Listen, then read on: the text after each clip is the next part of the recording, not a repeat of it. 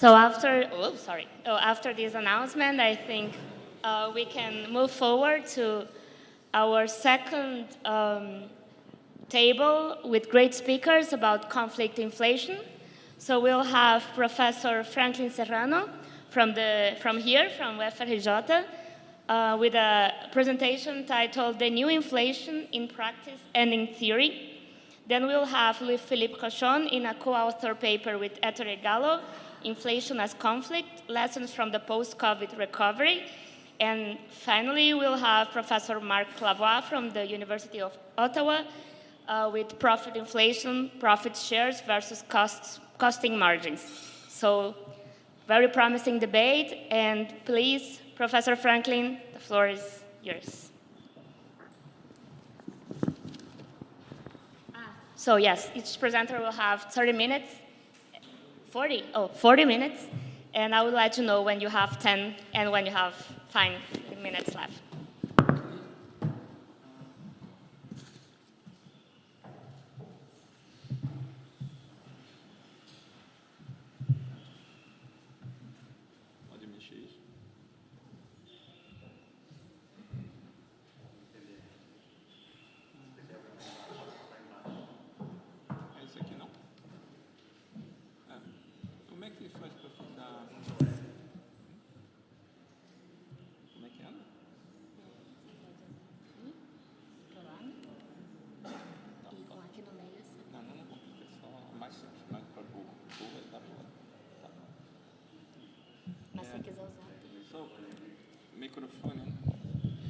Well, the problem of being a free rider on other friends' contributions is that, in the end, you have to change what you're going to say, because a lot of what I was going to say was said very well by a number of people connected with our collective work, of course, by Julia and Guilherme, Morlin, that I read the paper, which is a sort of continuation of the research related to this paper. The original title was based on a paper I'm writing with Numa Mazar, who is in France at the moment, but unfortunately could not come. And it was a more empirical thing that here, throughout the week, seemed to me more and more inadequate because everybody knows what's going on. The interesting to discuss is the analytical issues. So I prepared something that's not, it's based on stuff I'm still working on. And I think the list of people who are helping me will be too long, but a lot of people, young people from the group. Thanks, everybody. So the title of the presentation is The Conflict Augmented Phillips Curve and the New Inflation. I want to discuss some analytical issues related to the discussions during this week, and connecting mainly to the theoretical explanation of what's going on. I won't bore you with facts that all of you know much better than me. Now, if I do measure this, the arrow, is it? No. Yes. So the plan is simple. I will talk a little bit about conflict inflation theory, which, as I said, is difficult to add something because you all have discussed it. Then, ok. Eu gosto quando você fala comigo em inglês, Guilherme. Then, a momento. Then, about Phillips curves, more heterodox Phillips curves of various shapes. Then, about supply shocks. And only then say something about this new inflation. Now, about conflict inflation, I want first to say one thing, which, if it is horribly obvious to all of you, nobody will be happier than me. So bear with me for a moment. Now, older people know how much confusion there was in the old past in the past, long time ago, about demand pull or cost push inflation, 100 different definitions. But then this petered out by lack of interest of most people on the concept. Now, luckily, this is coming back. But I think we could be a little less imprecise, even though whenever we do big macro statements and try to be theoretically rigorous at the same time, it's very difficult, of course, because of the sectors, etc. But we can make an analogy, just an analogy, to use the rigor in which the sectoral things are done in more rigorous versions. All analysis of the macroeconomy in terms of quantities, etc., of course, is a simplification, so I have to bear with my imprecision. But I think it's helpful to think of the following. Demand inflation can only be if effective demand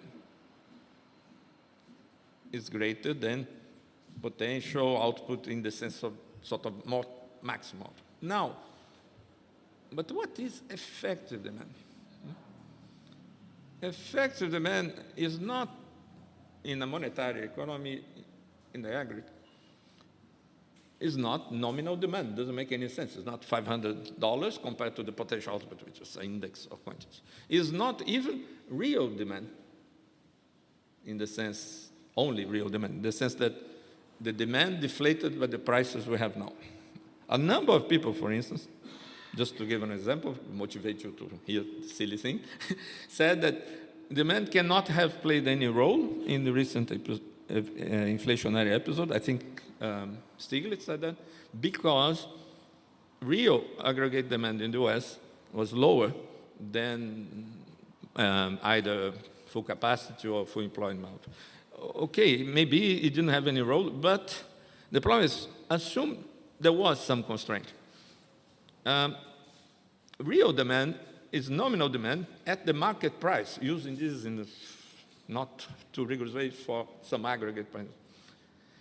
Effective demand is demand at the, for us, normal, Russia's normal price of production or normal price, and maybe other post-gains, at least supply price. In the sense, what is the supply price? From Smith, Marx to Marshall is the same thing. It's both. There are very similar phrases in Marshall and Marx. I doubt that Marshall read Marx, saying it's the necessary precondition of supply. Is the quantities the firms want to produce. And this is valid both at the aggregate and at the sectoral level. Why? Because nobody really wants to produce persistently more than effective demand. Because it would not, the supply price, if you sell the commodity supply price, you're covering all your costs and getting the higher rate of profit that you can, given the competition and the theory that explains whatever, can be different. Whatever supply price theory you do. Producing more than that is not profitable. Nobody wants to do it. Producing less than that would be great for firms. Each individual firm would love to produce much less and charge a much higher market price and create scarcities, etc. However, all of them want to do this, even the firms that are not in your market. So in the end, they are pushed to, as Adam Smith would say, naturally, quantities brought to the market in this way naturally adapt themselves to effective demand. Now, in the context we're discussing, although firms still want to meet the effective demand, if this effective demand is greater than this potential output, now it's a quantity. This cannot happen for physical reasons. And then real demand will fall because market price will be above supply price.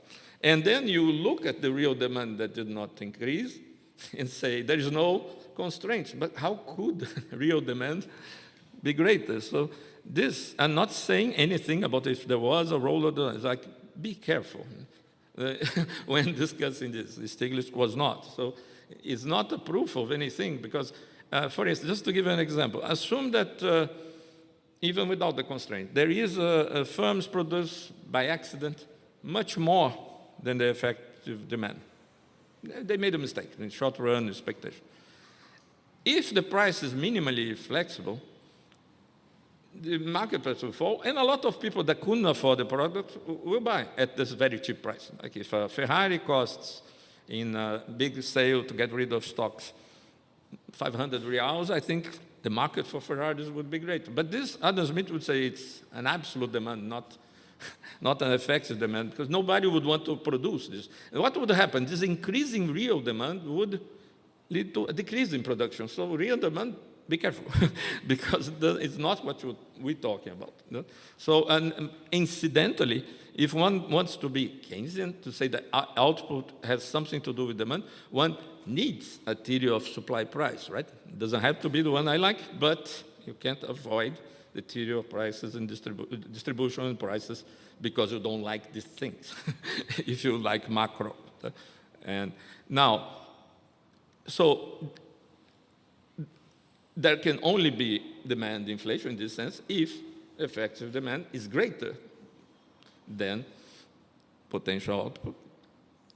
So forget now that what is cost push inflation in this framework? It's any nominal increase in the supply price of one unit of output, and therefore has nothing to do if the demand is high or low, is of output actually produced, so that can be produced. So of this separation between one thing and the other must be taken seriously. Whatever increases the nominal supply prices, it may or may not, some of these components, like the wage, can maybe increase because unemployment in an economy that has a huge labor force and could produce much more, decrease, or it's smaller. But that is not, I think Julia said that the other day, this is not demand inflation. It's cost push inflation the same way. Now, I know this is too basic, but I gave an example of Stiglitz. So sometimes you need to step back in theory to look at the data. And people sometimes are too quick in drawing a million conclusions without an explicit theoretical framework. And I think theory is an important guide for good empirical relevant analysis. And in this sense, I'm very much, without theory, I'm blind, I see nothing, at least in my case. No? Now, let's go to the conflicting claims, which is cost push inflation. Now, in a very simple framework, like the one presented by Gabriel Aidar in the work with me, I like the one used by everybody, a lot of people here, Lavoie and others, and particularly Guilherme was presenting today. What happened? Someone is making some, no, it's not with me, okay. You have there this following. You have the distributive shares that have at one. Little b is the real wage. Big B is labor productivity, which is output, net output divided by labor. R is the rate of profit. The big R is the maximum rate of profit, or the inverse of the normal capital output ratio. Now, in this literature, as we know, we use the idea that to show the conflict, we say that the firms have a real wage target, of course, in under quotes, which is that because of the necessary inverse relation between wages and profits for one unit of output at normal utilization, that is quite general result, that always corresponds to one desired rate of profit, a desired or consistent real wage. And the workers have their own target, PW, and of course there is conflict when these two things are different, because if you replace these things on the top, the desired distributive shares are different than one. Okay, everybody knows that. Now, the simplest version of the model, like the first simplest version of the model, like the one used by Gabriel, we use the usual thing that there are two workers increase nominal wages when the real wage is lower than the target. Firms increase the prices. These B, W, B, K are the coefficients of reaction. And this leads to a process in which the price is equal to, the rate of increase in prices is equal to the rate of increase in wages. When there is, one reaches a level of inflation, the lower the actual rate of profit and rate of and real wage in a way that made it consistent with the distribution, with the distributive possibilities of one technique. Now, from this, we get these very simple results that under these assumptions, with a given beta W or beta K, as we know, the real wage will lie somewhere in the middle of the two desired target rates, and the rate of inflation will depend on the conflict and the coefficients. Yeah, okay, this, everybody uses that, etc. But what are those beta coefficients? This is often not found. If you do a survey of people who like these models, it's not like every day, as I said, the bargaining power. Okay, they reflect, of course, the bargaining power, right? But what are they? What they consist of? If I pass an exam here about that, the opinions will be very varied, because it's not something that's always, this model is simple, has been used by a lot of people. I like it, it's simple and interesting, but what exactly it is? If you look back at the seminal article of Bob Broughton, each beta, in the sense when I say each beta, is of the capitalists of the workers, with less formal, right? It sees it as a product of two things. First, the number of price or wage, of course, increases within the period you analyze it. And two, the proportion of the respective aspiration gap, either of workers or capitalists, the difference with the actual real wage and the wage you want, that is covered in each of these increases. Now, because of that, I think it is unreasonable to suppose that the latter proportion could be greater than one, because you could be saying, in a way, that your target is greater. If I think my real wage is 20% less than what I want, the target, and I make an increase of 30%, you must add something else, because you increase the target, in my view. But it can be lower than one in a more complex thing, if we consider that not all workers get increases each time some wages increase. But this complicates matters, etc., and goes against the simple thing with it. So, formally, we could say the same for prices. So only some prices increase at each month. However, in terms of economic meaning, this other case, it sounds a bit too calvo for me, and unfortunately, I do not think that there is this, as was said, I think by Fazari, there is this strange lottery that some firms increase prices and the others can't, and then the other firms increase the prices, but everything is cool, it's okay, and nobody buys only for the cheaper firms, which is particularly nice. If you have a single product, I would buy only for the guy who did not win the lottery. But, marginal neoclassical theory does very funny things, especially in macroeconomics. So I think it's more complicated to make this for firms, unless you put a multi-sectoral thing with many things happening, which defeats the purpose of a simple model. Right? But in this very simple framework with homogeneous labor, let us set, of course it's written wrong, this proportion to 1 for both money, wages, and price increases. As done, for example, on the even more seminal paper by Okishu, which is from the first version in the late 50s. I did not read it because it's in Japanese. I only read the version in English from 77. Now, he makes this proportion. Each person, each group, the capitalists, the workers, wants to fill this gap. Every time you increase the wage or the profit, you want to reach the aspiration gap. Okay, but then there's the other thing. This is very approximate and rigorous analysis of the number of periods that must be left for a more complex setting.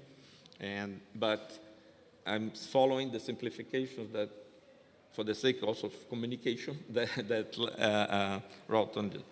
It's much easier to understand the point, and the theory is the same. The calculations will change. Now, this is the big thing. Better if the proportion that is filled in each adjustment is 1, is n, the number, n meaning nk for capitalists and n double for workers, is the number of times in the period of analysis that there is a wage increase or a price increase, which doesn't need to be the same, and it's not the same. Now, this will make these coefficients equal to the number of wage and price increases. And by the way, not the formalization, but the theory, this was the view held by the old Cambridge Economic Policy Group as well. Conflict inflation depends on the aspiration gap and on the absolute number of wage and price increases. And the resulting real wage will depend on the relative frequency of wage and price increases. Right? So, absolute, any increase of wage or prices increases inflation. But the real wage you get, or you don't get, depends if your frequency is more than the other for the same gap.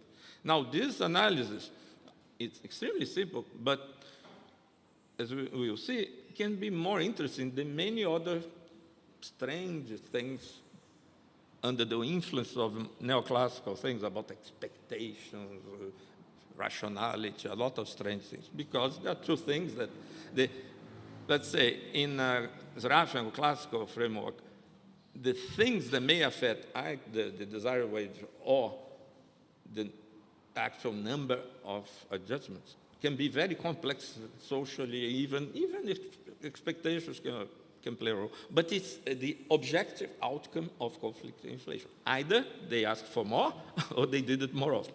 So I think this is a simple thing that makes more easy to interpret these coefficients in an extremely useful, because it's simple, way. Now, though, and I'm trying, one of my purpose here, full disclosure, I'm trying to be simpler than Fasari, just to annoy him. So now, there is a hurdle in this for me, which is that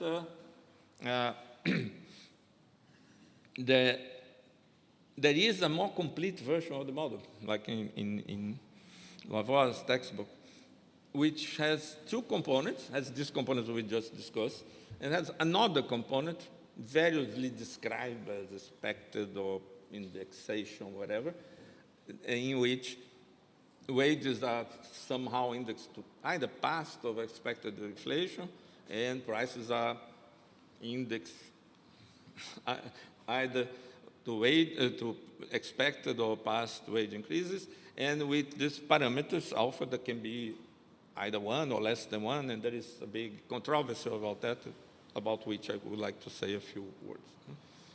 And of course, notice, this complicates my life because now there are two parameters, it's just not helping me.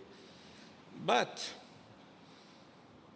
first of all, there is a discussion, I think, that this Julia has already talked about, I'll be very brief, that should we, those, accepting that you have these other parameters, sort of feedback, inertial, let's put, in the case of wages, as Lavoie knows, as Julia talked about, there is a lot of evidence in favor of inertia, not expected things. Workers don't say, I'll have it. I think there will be inflation next year. Can you please give me a raise? This sounds nice, but not very plausible in wage bargaining. Now, in the case of prices, the interesting thing is that expected inflation, the evidence that expected inflation, at least the measures we have of market expected inflation, don't matter, is large and growing, even after the pandemic, which is very interesting for this very subjective thing, credibility of monetary policy. It's strange, because there's a route to which, for instance, monetary tightening could lower inflation without a recession is because if it has credibility, lower expectation. But if expectation doesn't affect inflation, in our model, if expectations do not affect the gap or the number of actual increases of wages or prices, but really, interesting information, but not very relevant. Now, daily, in the case of wages, also, the evidence is overwhelmingly in favor of partial inertia. And Bailey thinks this debate is a bit inertia versus expectation, not the key thing. The key thing is that the power of the workers to incorporate past or expected inflation is limited. Okay, maybe you expect a lot of inflation, but you can only get a partial adjustment or a past or future. He says this is not important. The question of power, I think, is a very good thing. But very recently, Hein developed further a critique of that. He said, well, okay, but I think this is inconsistent. Why would workers ask less than full past inflation? He's not saying they have complete power. He's saying that if would be better in a model, less inconsistent from his point of view, not to do this, to say they only, because they want a real wage increase and they ask only part of the inflation. So the two components are not talking to each other very well, right?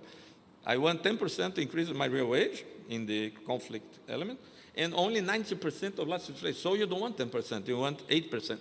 But if you want 8%, why not put a lower desired real wage? Why this second thing? We're moving towards maybe getting rid of it. Would be great, because then my Fazari challenge would be more successful.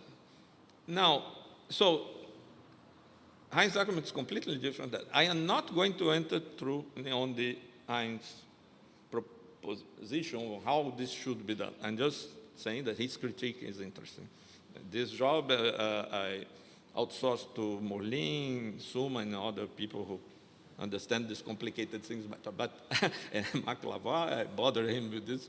So this is a challenge that I hope someone understands well. But his point is should not be, the critical part should not be underestimated. Now, the trouble with the alpha parameters, I would like to introduce another problem. The problem is the following.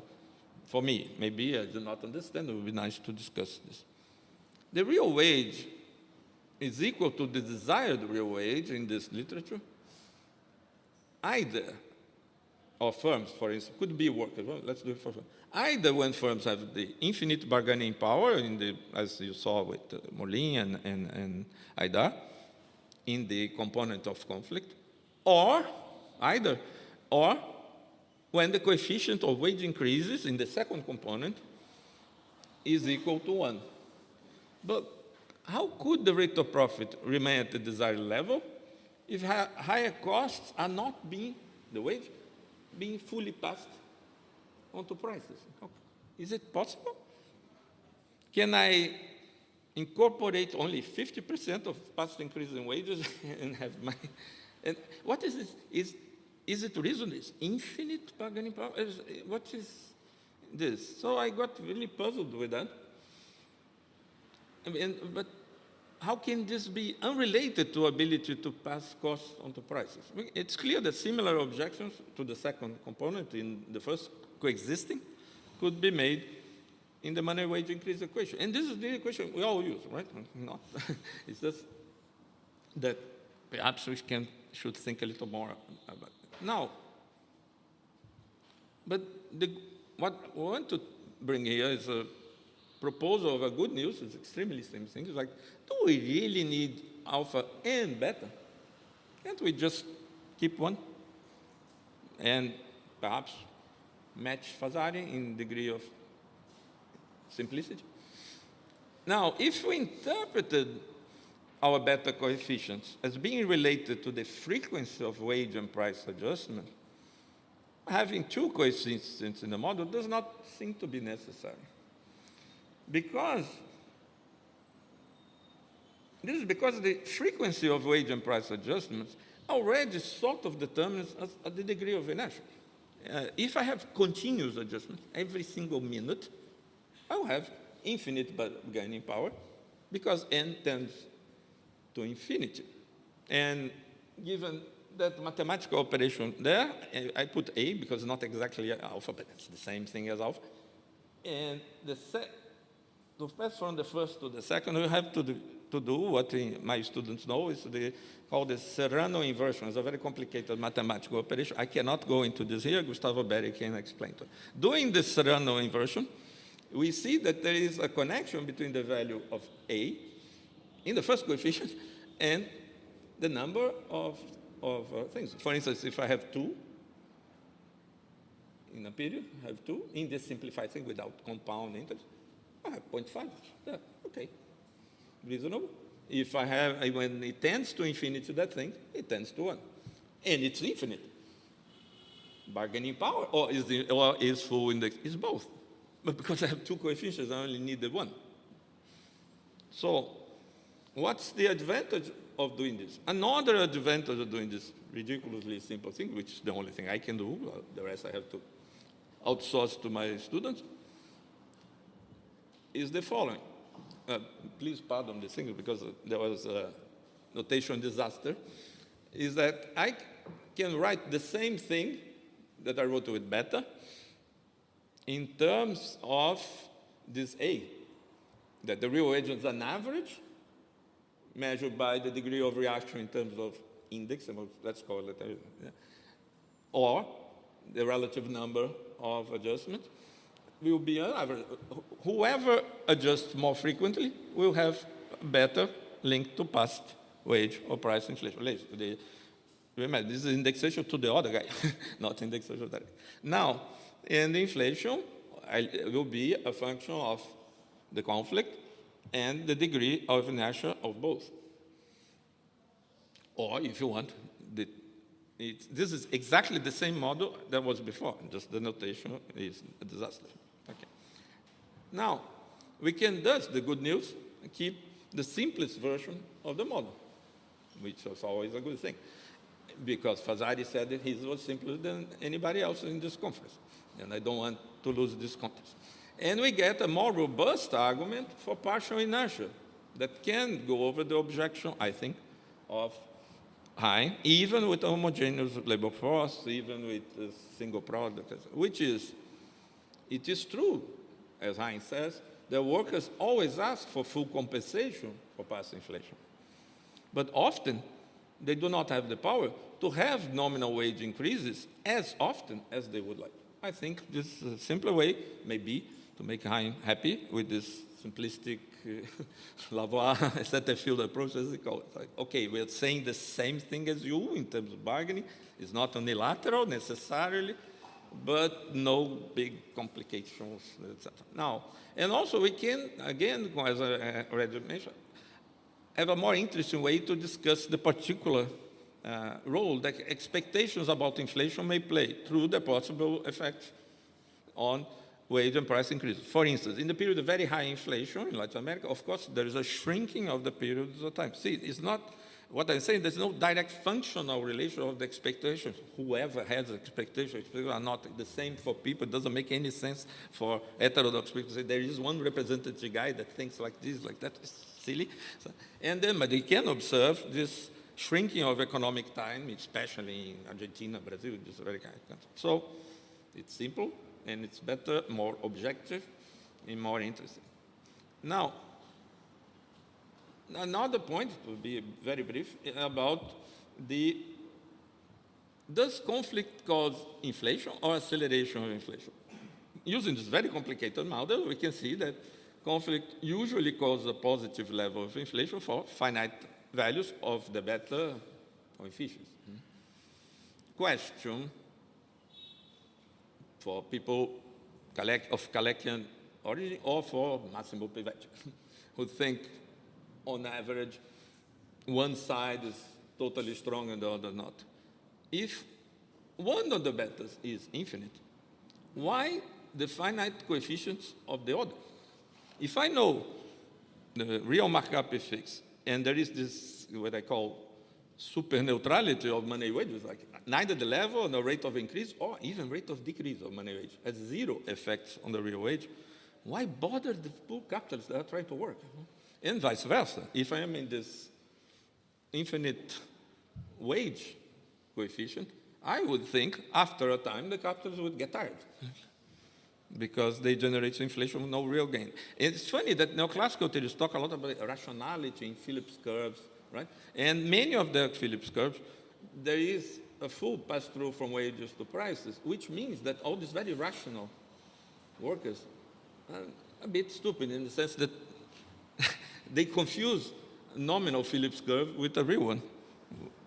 Just to give an example, I'll not say, I think if you look at the Bernanke paper, equation 1, Bernanke Blanchard, on the recent inflation. Equation 1 is a wage thing, and the second is P equals W in the same period, apart from supply shocks. Now, very quickly, so I will not enter aquí in detail on the conflict-augmented Phillips curve, because I think Molin has already saved me time, and so I will go directly. Of course, just saying it's easy to do, simply putting in the desired wage of firms the effect that a high utilization capacity could decrease the wage consistent to what they want, and the workers' unemployment would affect, but this you have seen in detail. And of course, capacity adjusting to demand, the first gap closes, in my mind the gaps, the first conflict inflation, conflict augmented Phillips curve, I go to this. But today I want to talk of something else. That is, I think because of this, we can discard the two possible Phillips curves in which one of the beta coefficients is infinite and the other is not. And then we have only two. You only get a sort of Nairo when both betas are infinite, when equal bargaining power on both sides. This is not impossible, but extremely unlikely to happen very often. Often one group is much stronger, the other is weak, like in the 60s, the 70s, the rich countries, workers are relatively strong, capital is not so much. Now it's the other round, so how can we get really accelerating inflation in this situation? So usually the conflict-augmented Phillips curve that we are trying to develop has finite coefficients, or if this makes you nervous, has the A coefficients lower than 1, it sounds less weird. Finite or infinite, it sounds strange, but it's not strange. It's either continuous or just, it's perfectly reasonable, the connection between the two. Now, supply shocks and the new inflation, fine. I just want to say one thing that I think is useful about this. First, it's like, of course, supply shocks can be temporary, usually reduction in output or something like this, or permanent, increasing costs. And you have, what I want to add here is price or quantity supply shocks. Price supply shock, like price of important inputs, increased costs of some domestic sector, there is some problem or productivity, etc. Okay. Effects of this type of shocks, whether or not temporary, they are totally independent of the levels of domestic demand. There are temporary changes in the technical coefficients, as if, so they squeeze the distributive space for the two main variables. However, quantity supply shocks in the sense, you cannot produce the quantity you want here, is different from the price of oil increase. It's like you cannot produce cars because you don't have chips. Not import cars, not the price of ships goes up. You cannot produce cars because you don't have the circulating capital necessary to do it. They, of course, are not independent of demand. Given that, I suggest, in a very rough way, just to beat our great friend Fazari, I suggest we could formalize the quantity supply shock as, okay, of course, it's the size of the shock with each part of the economy. Imagine that 10% of the economy had a 20% reduction. So you can have that the full capacity product, YK, the potential output is full capacity, 1 minus the shock. It's silly, but it serves the purpose. In the sense that then when you put that back in the effect of demand on prices, you have, assume if X is positive, an extra increase of inflation that will depend on the sensitivity of prices to demand. Nothing. And of course, you know, because you heard Molin, you heard me say about this 1,000 times, this is temporary because of capacity adjustment, and there's a new temporary. It lasts only while the scarcity of physical inputs lasts. So, in this way, we can add to the Phillips curve of Moulin, or my version, mind the gaps, etc. This very complex analysis of supply constraint, which is add to the term in which you say the output gap, because you have full employment, that never happens, full capacity, rarely happens, in lack of inputs, that happens even more. Rarely, only very special, strange situation. This explains that in the new inflation, demand did have a role. In places where the demand was increasing and these logistical constraints were more strong, yes, the initial rise of inflation had to be done. But that modification seems to be about all we need to do to be able to use our extremely simple conflict-augmented Phillips curve to analyze the new inflation, because the rest, there is nothing new. It's conflict inflation as it is in any capitalist economy. Thank you.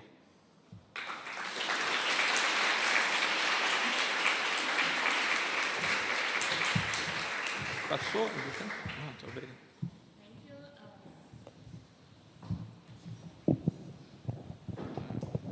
So thank you for keeping perfect time. So now, Ettore and Louis-Philippe, please.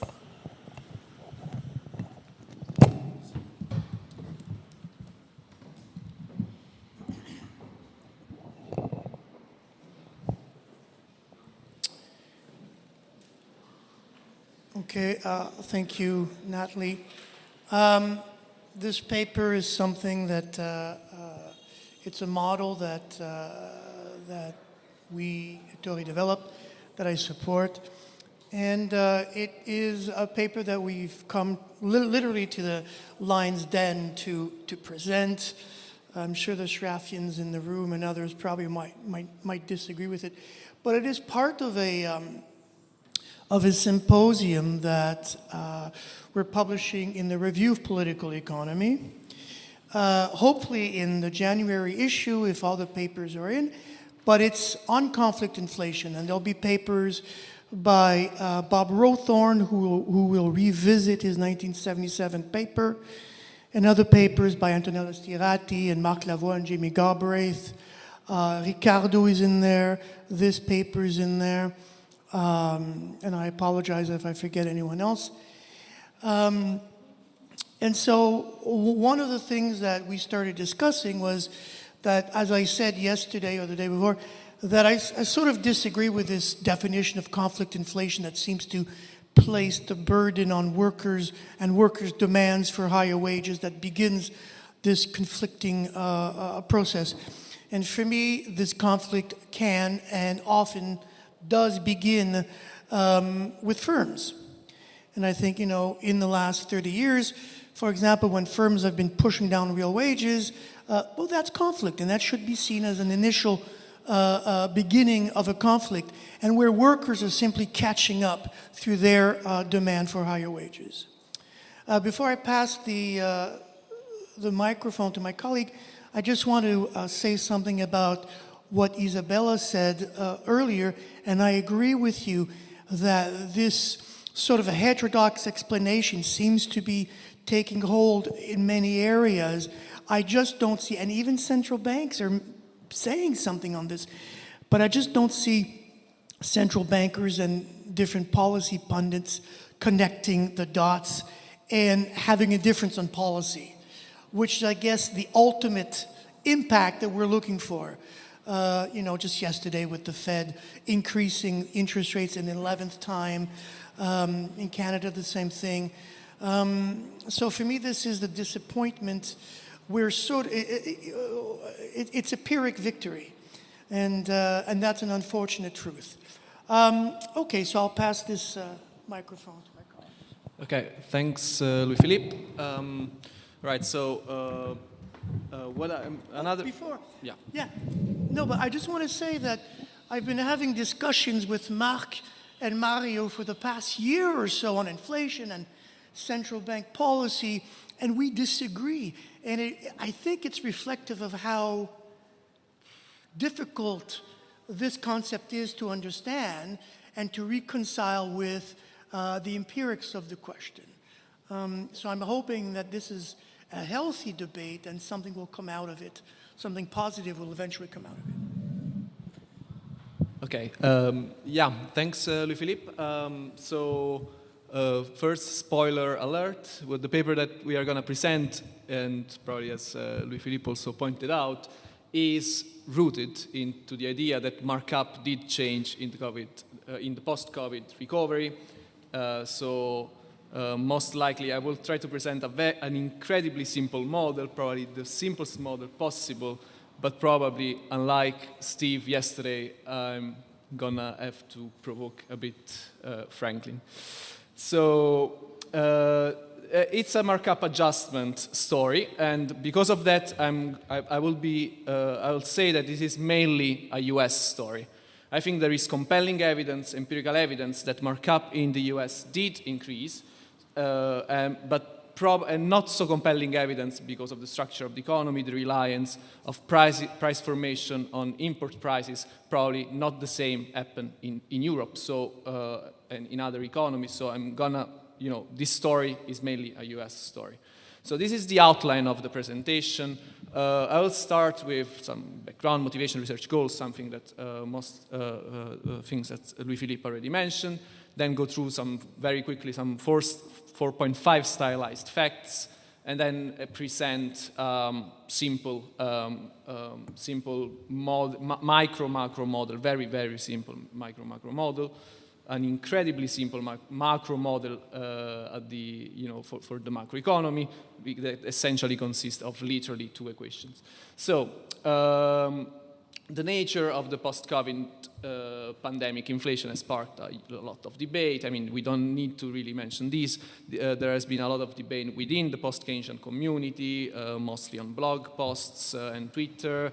I'm going to mention Marc Lavoie's piece in the INET blog, the reply by Nikiforos and Groth, and also the reply by Servas Storm, among many, many others.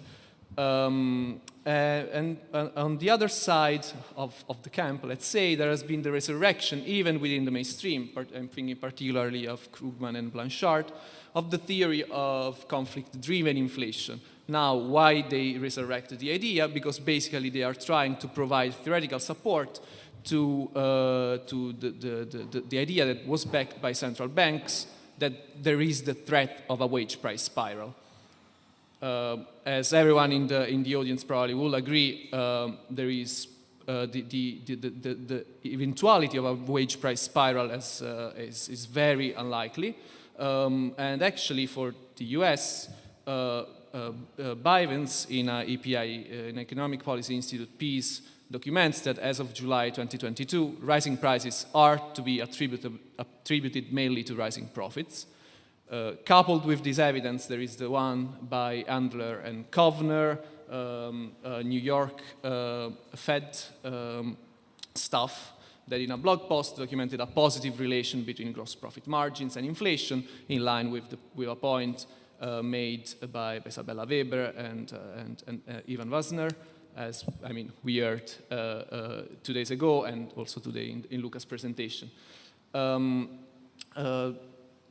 With the first 2 clues are to be coupled with a third clue by Konskel and Luisani, which observed a significant and abrupt rise in markups in 2022, especially in 2022, that is particularly pronounced among companies positioned in the higher end of the markup distribution. So what I would argue is that these 3 coincidences, 2 coincidences are a clue, 3 coincidences make a proof. And so I will try to argue that the markup did increase and this fueled price changes. So actually, Isabella's comment in the previous section, session was really a great assist for this slide that I had prepared on semantics. It seems to me that the controversy over whether we are living in a whether inflation is profit-led, whether there is it's caused by conflict. It seems to me that most of the fuss is caused by a controversy in semantics in a way. So by profit-led inflation, I see basically two different ways to define profit-led inflation. The first one is associated with the idea that profit-led inflation is essentially persistently is basically to be associated with persistently positive inflation rates, that is an ever-rising price rate, that is kind of caused by capitalist greediness. And this is kind of the, I'll say, caricatural interpretation of, made by also Blanchard on Twitter of Isabella's contribution. And I will contrast this with another definition of profit-led inflation, which is rooted into the idea of markup/profit share targeting following a cost push shock, which will lead to temporary increase in inflation and a permanent increase in the price level. As Julia said 2 days ago, profit inflation is real, but is temporary. The second source of semantic disagreement is on what is conflict. Since we are talking about semantics, I Googled on the Cambridge English Dictionary, where I could find the definition of conflict as an active disagreement between opinions or needs. I mean, in a social economic setting, it's an active disagreement over economic interests. So the question becomes, do we really need to tango, as Louis-Philippe mentioned, or can conflict come only from one side of the functional income distribution? We take the second stance by associating the idea of conflict with essentially conflict coming from above, from profit earners, with nominal wages only adapting to profit-fueled price changes. This is a way, as Marc Setterfield wrote in a paper in 2006, to balance the macroeconomics books on the backs of workers, and we do believe that this is essentially social conflict.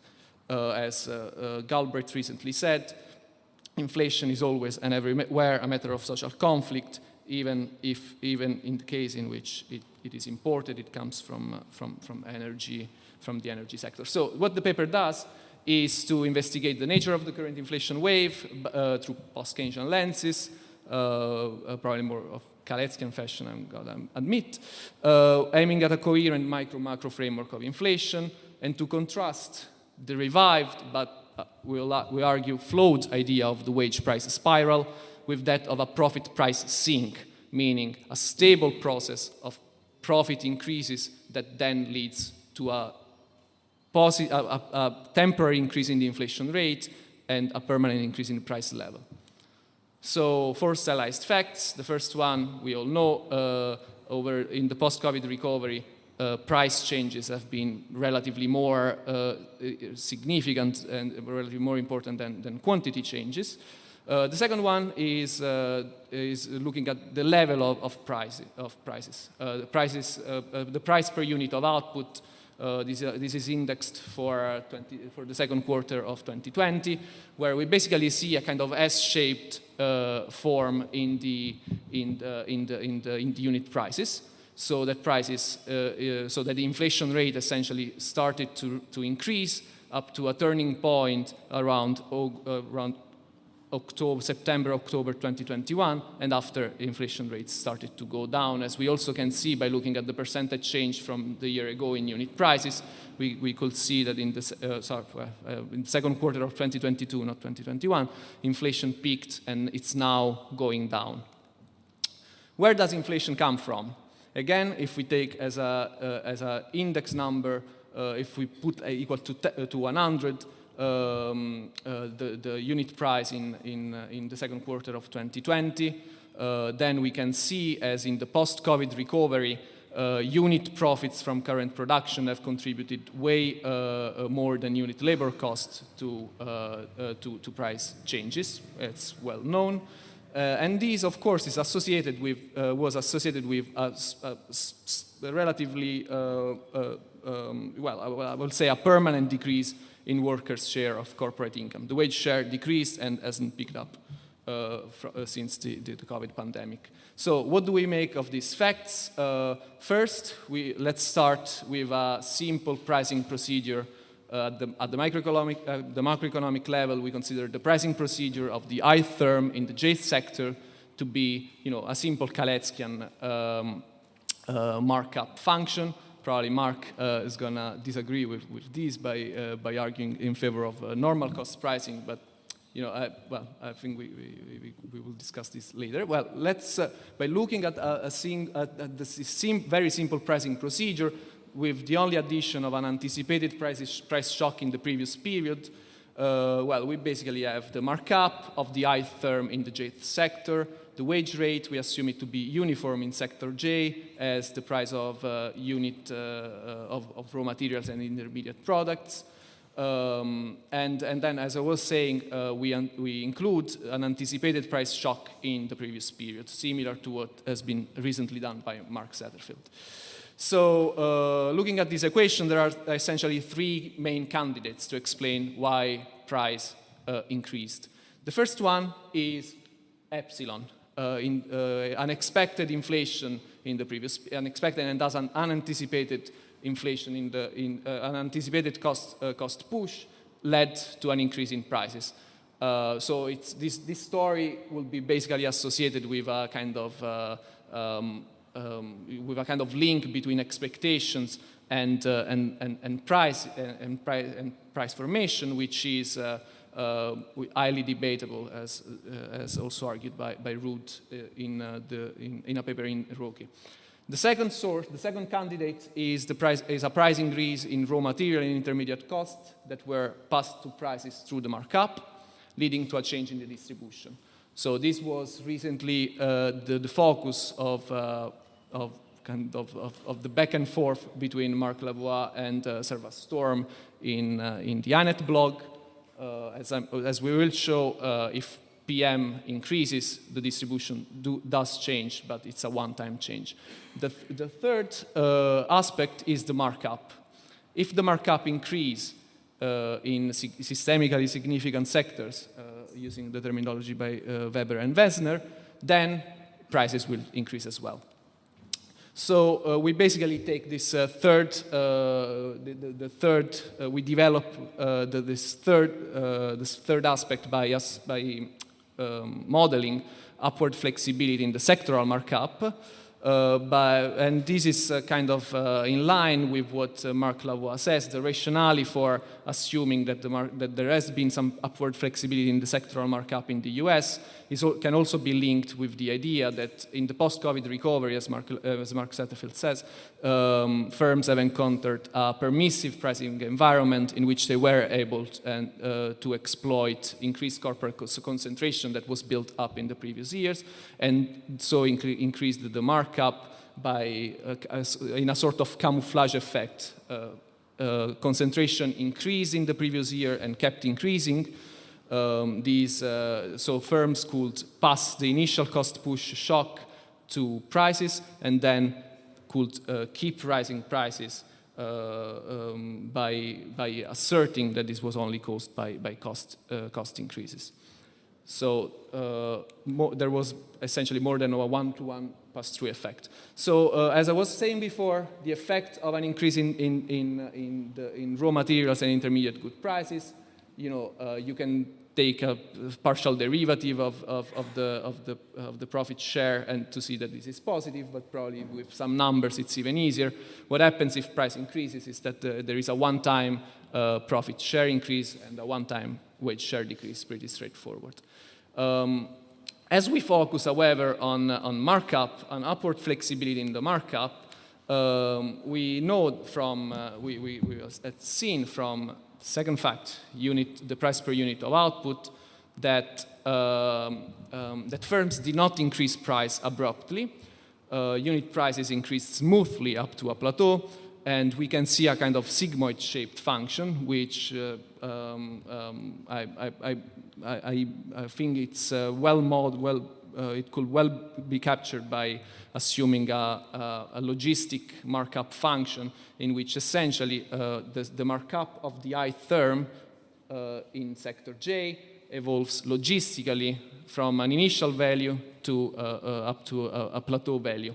So, this equation can look a bit, of different, it could be a bit different to understand, but essentially what this says, this specification implies that the markup and hence prices increase up to T mid, to the turning point of the logistic function, and then came back to a situation in which basically the markup change was 0. Again, profit-led inflation is real, but temporary. So this, I'm not gonna go through the characteristics of the logistic function, but by looking at the Kalecki, from Kalecki 1954, we know that there is a pretty straightforward relation between the markup and the functional distribution of income. So the profit share of the ith term is given by this equation. And of course, if the markup M evolves endogenously, also the profit share will do the same. So with a very loose simulation of this very simple framework, we model, again, markup as going up logistically from M0 up to a plateau in which the markup doesn't change. And of course, since we assume everything else constant, the price of the firm will follow exactly the same behavior. Again, this is meant to capture the behavior of unit price as we see in the data. If we look at the inflation rate of the logistic function, we basically see this bell shape in which that is also compatible with the second what we see in the data, with inflation rate peaking in the second quarter of 2022 and now basically going down again. If we look at what happens to profit share, instead of what we had, compared to what we had before with a one-time increase in the profit share and a one-time decrease in the wage share, we have a smooth change in the functional distribution of income that, however, is the same implication. The profit share permanently goes up, the wage share permanently goes down. Now, how does all this connect with the macroeconomy? To do so, we start by recovering John Robinson's notion of the inflation barrier as first formulated in the theory of employment, in which basically John Robinson, famously developed, the idea of the inflation barrier as a situation in which of wage resistance that eventually leads to a wage price spiral. So it's an explosive process caused by worker success in defending their real wages, and this will lead to a wage price spiral. So I started the presentation by saying that the wage price spiral is clearly not what we are aiming at. Why I'm recovering this now? So first of all, John Robinson's focus is on the inflation barrier as a problem of inherent wage resistance, in line with, I would say, with the historical experience of the time. The obvious objection to this is, right now, there is arguably not strong wage resistance in the US, and so, probably we are flipping the story from wage resistance to profit resistance. Entrepreneurs too can resist increase in costs, and firms' resistance aiming at defending a profit share target will cause prices to change, and this will potentially engender a temporary increase in profit in conflict-driven inflation. The process, as I was mentioning at the beginning, is, however, most likely non-explosive. So instead of a wage price spiral with wages increasing, prices increasing, and so on, we aim at a macroeconomic theory of a profit price sink that is a stable mechanism of profit and price increase. To do so, we recover this very simple model by Holtzman in the 50s.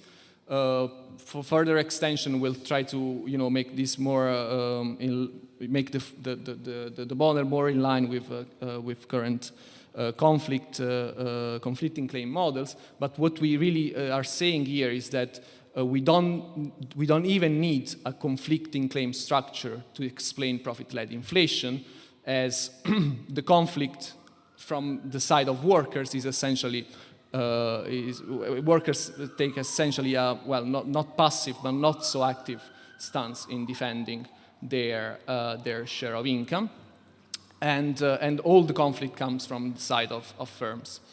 So the two equations that I was mentioning before are this one and this one. We assume, so this is the model is for a real income level. So the real income is assumed to be constant, so nobody can say anything about, inflation in the model comes from excessive demand. So we take this really out of the picture. So we only consider nominal income. Why is nominal income? And also all changes in nominal income are to be attributed to changes in the price level. So the nominal wage is just a function of nominal income at time t minus 1. Why is this so? Because we need some time needs to elapse before workers can achieve a wage rise after a price increase, because of contracts, because of also of class struggle. And eta measures the ability of workers to defend their real income. Likely it's below 1 in the current scenario, and maybe below 1 below full employment. But the most important part of the story is this other equation, the profit equation, in which we assume that profit earners try to maintain profits at a certain target, that is a percentage of total cost which is immediately after an initial cost push shock. So the pi t, the profit share target, is equal to the initial nominal initial nominal profits divided plus the initial cost push shock divided by nominal income plus the shock. So profit earners only essentially try to maintain, to pass all cost increases to appropriate all the entire effect of the cost increase. What happens again, very similar to what I presented at the microeconomic level, is a one-time increase of the profit share and a one-time decrease of the wage share. So this happens for a constant level of the markup. The markup here does not change. So this is the case, the weak case for profit-led inflation. There is a permanent increase in the functional distribution of income, but this is not driven by markup changes. If we then accommodate the effect of a change in the markup coherent with the micro framework that I just presented, well, again, in line with the idea of also put forward by Marc Setterfield, that in a permissive pricing environment, firms can camouflage can do a camouflage of the cost push, of the initial cost push shock, to then increase the markup and increase even more their profit share. We are essentially saying that the target is not a parameter, is not given at the time, is not as a number given by depending on the initial cost push, but after time t equal 1, it becomes essentially dependent on the profit share that is that comes from the markup adjustment at the micro level. So at time t equal 1, there is a permanent shift in the functional distribution of income. After time t plus 1, there is an adjustment in the target given by the logistic adjustment in the markup. So that's what happens. First, there is an increase in the profit share that, however, does not stop here, and because of the markup adjustment, the profit share keeps going up smoothly up to a plateau, up to the point in which basically the markup adjustment is shut down. And the wage share, of course, I'm just assuming the initial wage and profit share to be 0.5, so we kind of look at this as a kind of mirror. So this is the strong case for profit-led inflation in a way. This is the case in which the markup do changes, and this leads to a change in the functional distribution of income. All right, so let me go to conclusion. So the first take away from this presentation is that we don't need workers to explain conflict inflation. This was something that was already mentioned before. Hopefully I did a similar point in a rather simpler framework. So following a cost push shock, price increases can be driven by profit share markup by profit share targeting or markup upward flexibility in the markup. So we do argue that this is a way to say that profit-led inflation is real, but it's temporary. And this is consistent. The temporary nature of profit-led inflation is first justified on the basis of empirical evidence. We are seeing inflation rates going down, so we know that, and I think nobody believes that this was caused by rate hikes by central banks. And second, because as Julia Braga mentioned 2 days ago, it's unrealistic to assume that firms can continuously raise prices without losing customers. Is this a conflict view of inflation? Yes, it is. We will argue both with a markup adjustment and without a markup adjustment, because in both cases the functional distribution of income is permanently affected, and policies to try to make this up will be needed. And last, just to sum it up, what we try to show in the paper is that it's possible to reconcile micro and macro aspects of the current scenario of soaring prices in a rather straightforward way. At the micro level, by assuming that there has been an upward flexibility in the sectoral markup caused by a permissive pricing environment in the post-COVID recovery that led to further, after an initial cost push, this led to further but temporary price surges following an increase in the price of basic circulation and production inputs in each sector. And so this sectoral shift clearly benefited profit earners. And at the macroeconomic level, we recovered John Robinson's idea of the inflation barrier, but we flipped the story to account for profit resistance rather than wage resistance. And also we make the process stable compared to the unstable process that John Robinson had in mind. So the temporary profit-led inflation leads at the macroeconomic level to a permanent change in the functional distribution of income, a persistent increase in the price level, but not in the inflation rate. So these are some of the references that I used, and I'm gonna stop here. Thank you very much.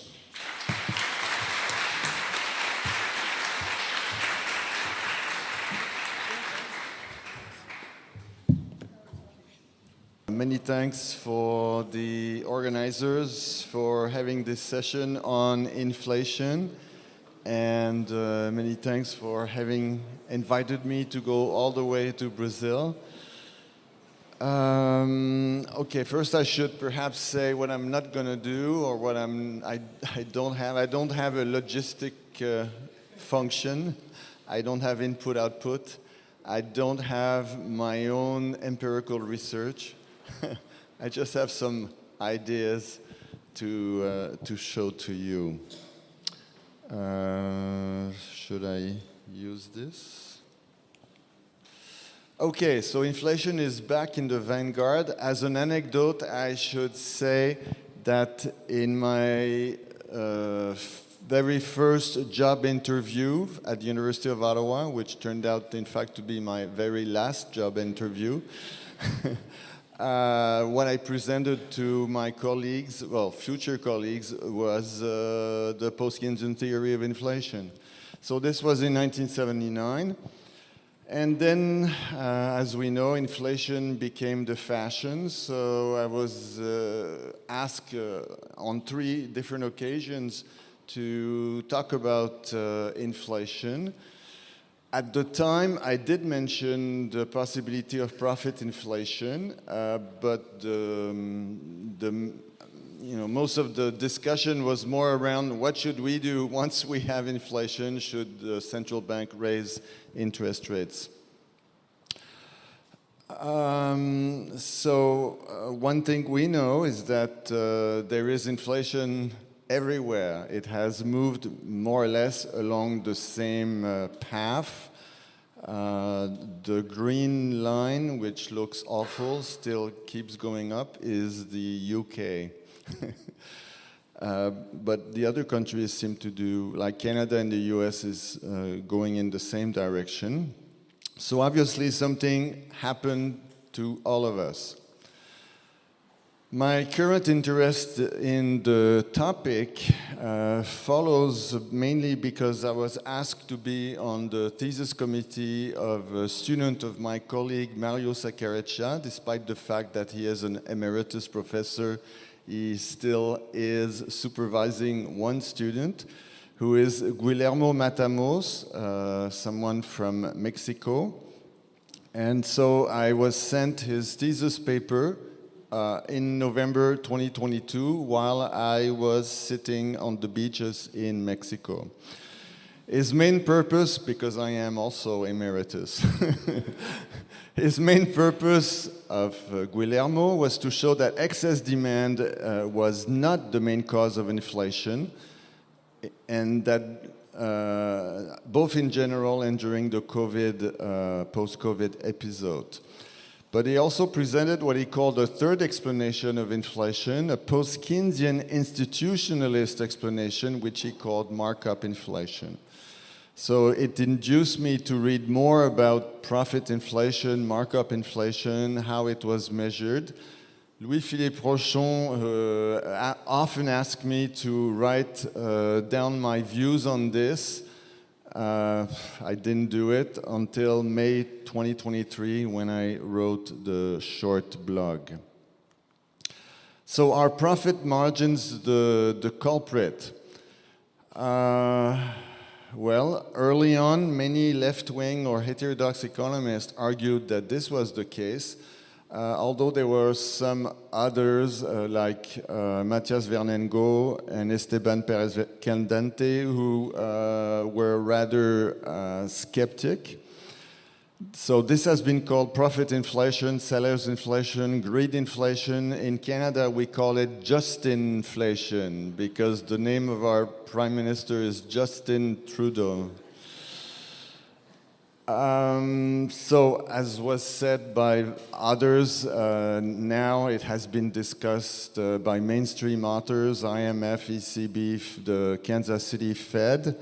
And one study that started this all is the paper, which is very often cited by Josh Bivens, which was cited again by Ettore.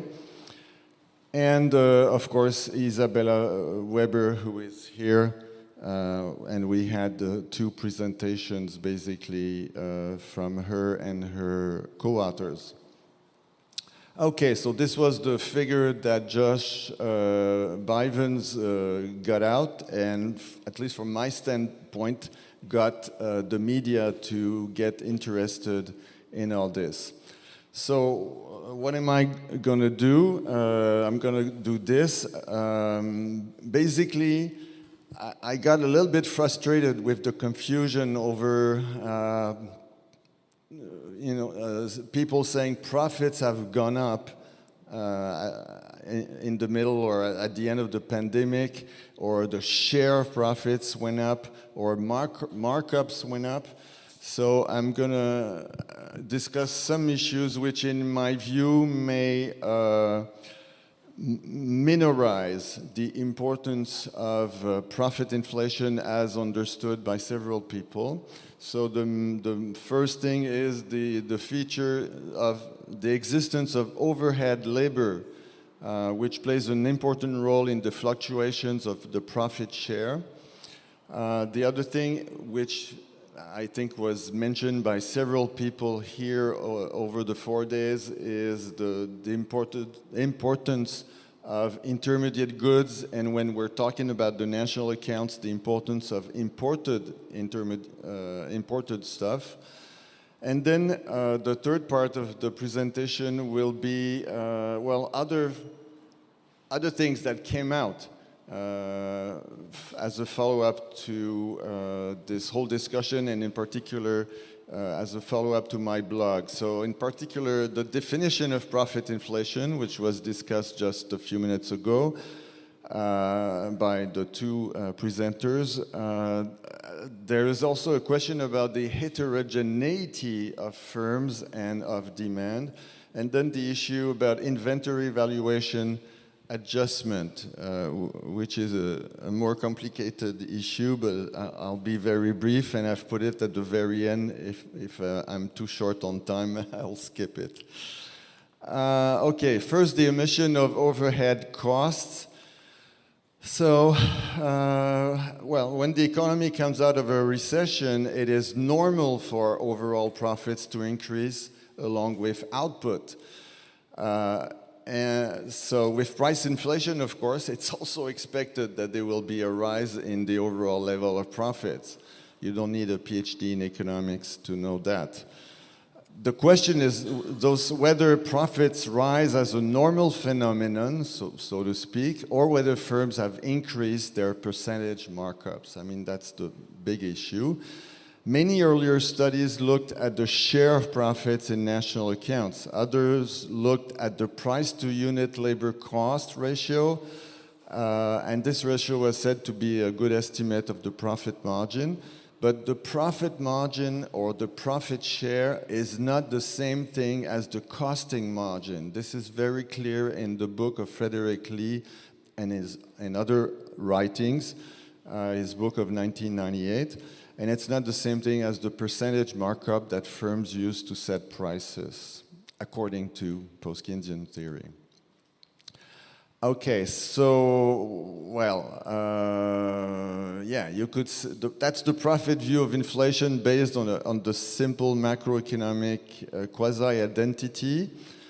I'm not sure I need to go through this. Basically, you know, if we assume that prices are set in this manner over unit labor cost, then we get down to equation 2, which simply says that the rate of inflation will be the sum of three components. The rate of growth of this K, which is equal to 1 plus M being the percentage markup, the rate of growth of wages less the rate of growth of labor productivity. And there are various ways in which people have put this forward. So what are the results even with this bad measure? It's a bad measure because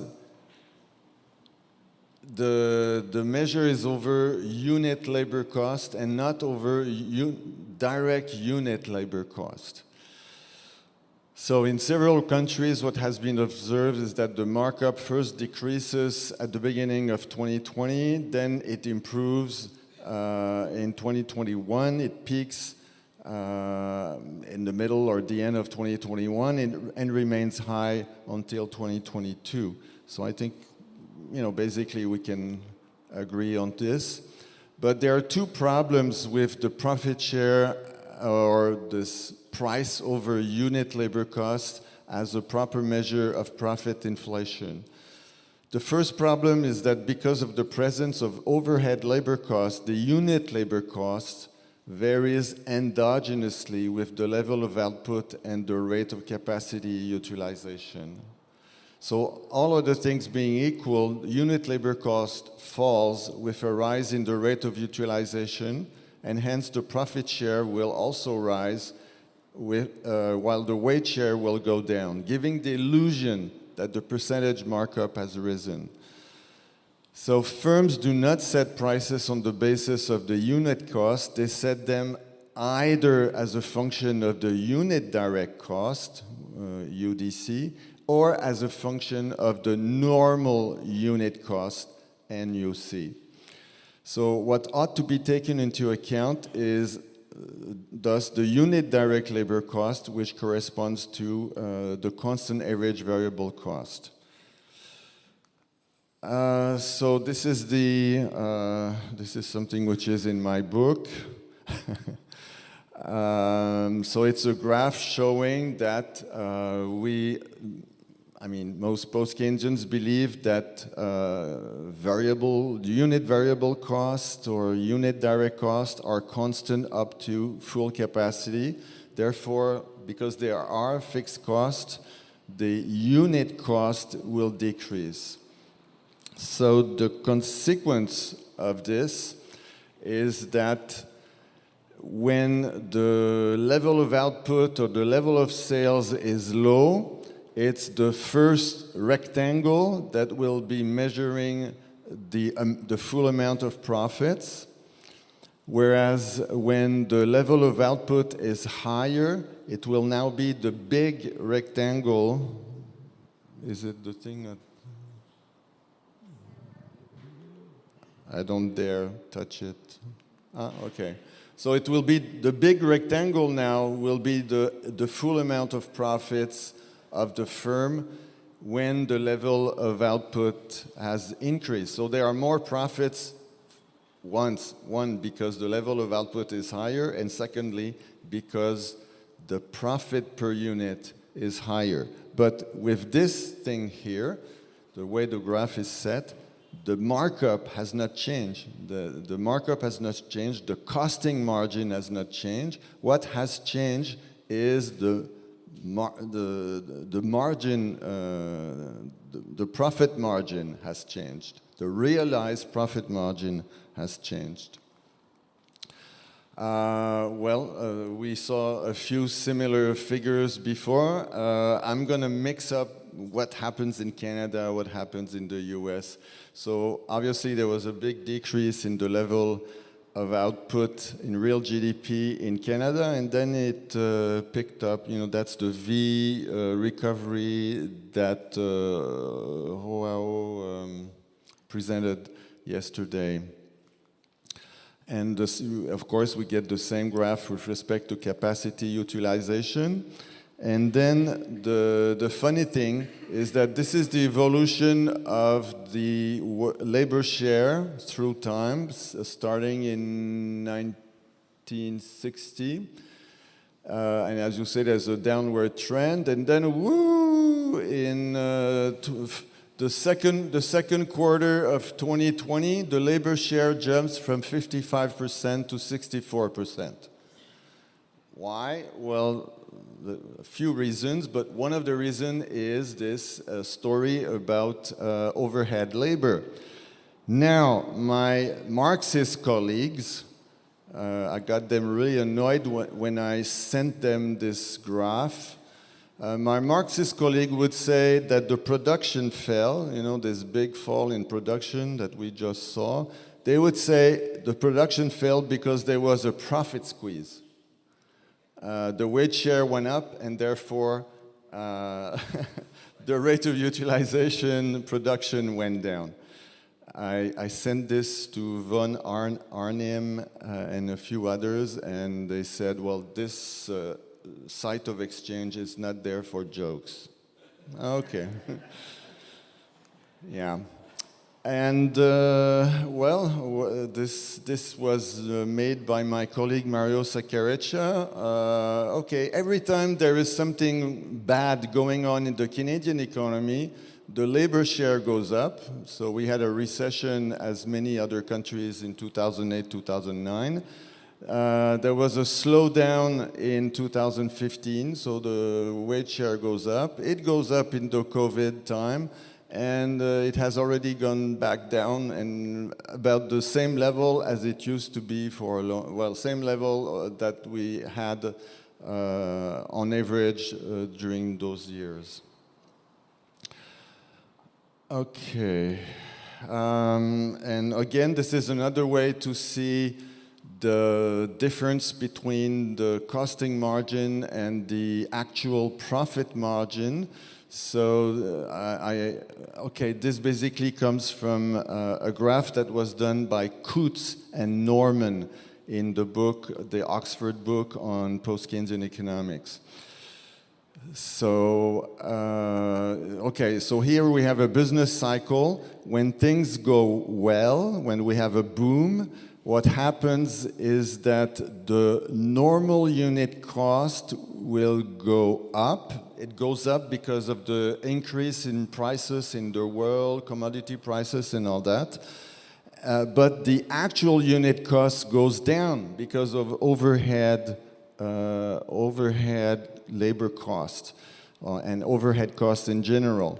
So that the net costing margin is, so the price will move in this way, will tend to move up when we are in an expansion, but that's only because the commodity prices are going up, but there need be no change in the net costing margin. The net costing margin is always the same. It's the distance between the price and the normal unit cost. But what changes is the actual profit margin, which is very big when we are in the expansion phase. And the profit margin becomes very small when we are in the recession. Okay, so this is basically why I was a bit annoyed, at least at the earlier works. Okay, some solutions to remedy this measurement problem. So how could we transform how could we assess the unit direct cost if we only had information about the overall cost? And this is, so a number of studies have, a number of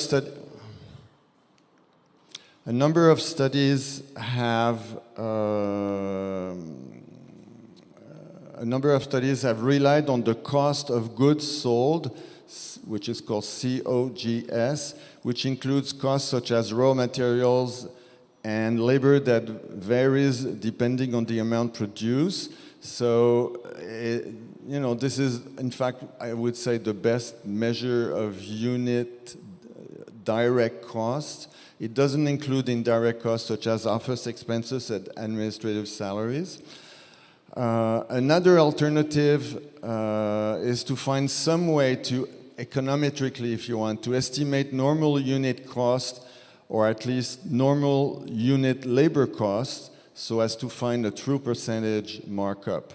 So the way which has been suggested is to use labor productivity, the evolution of labor productivity, in order to take into account the fact that there will be a change in the overhead labor cost per unit.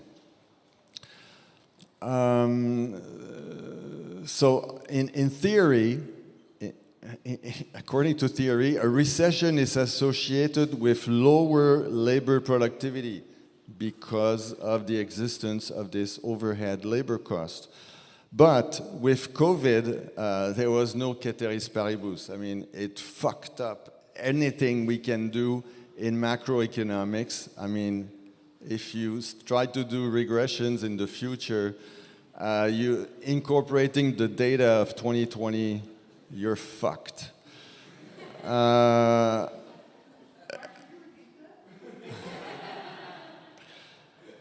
Okay, so the labor estimator fails. Normally this is how it should look. There should be a positive relationship between the rate of utilization and labor productivity. It should look like this. But in reality, if we look at the US, we see that this was the growth rate of labor productivity just before the COVID. And when the COVID happened, the rate of growth of labor productivity was around 5 or 6%. It was much higher than before. And then when we had the recovery, the rate of growth of labor productivity went down. So there goes Steve Azzari's equation, and anything related to Caldor-Verdun law. And in Canada, it was exactly the same. This is the level of labor productivity. And then in the second quarter of 2022, there was this, the level of labor productivity was much higher than before. And since then, we've gone back to what it was before the COVID. There's been no increase whatsoever. The level of labor productivity in Canada is now the same as it was in 2019. So it means the rate of growth of labor productivity has been 0 in Canada. Okay. Now, the second thing is the omission of imported raw materials. I think this is more familiar with, well, anybody coming from Latin America. So, yeah, the second problem is that labor costs are not the only cost faced by firms. Firms also face material costs. So when we look at the unit direct costs, we have the unit direct labor cost, but also the unit material cost. And the problem is that if unit material costs rise faster than the unit direct labor cost, there will be an increase in the ratio price to unit direct labor cost or price to unit labor cost that will also give the illusion that the markup has risen if you're only looking at profit shares and all that.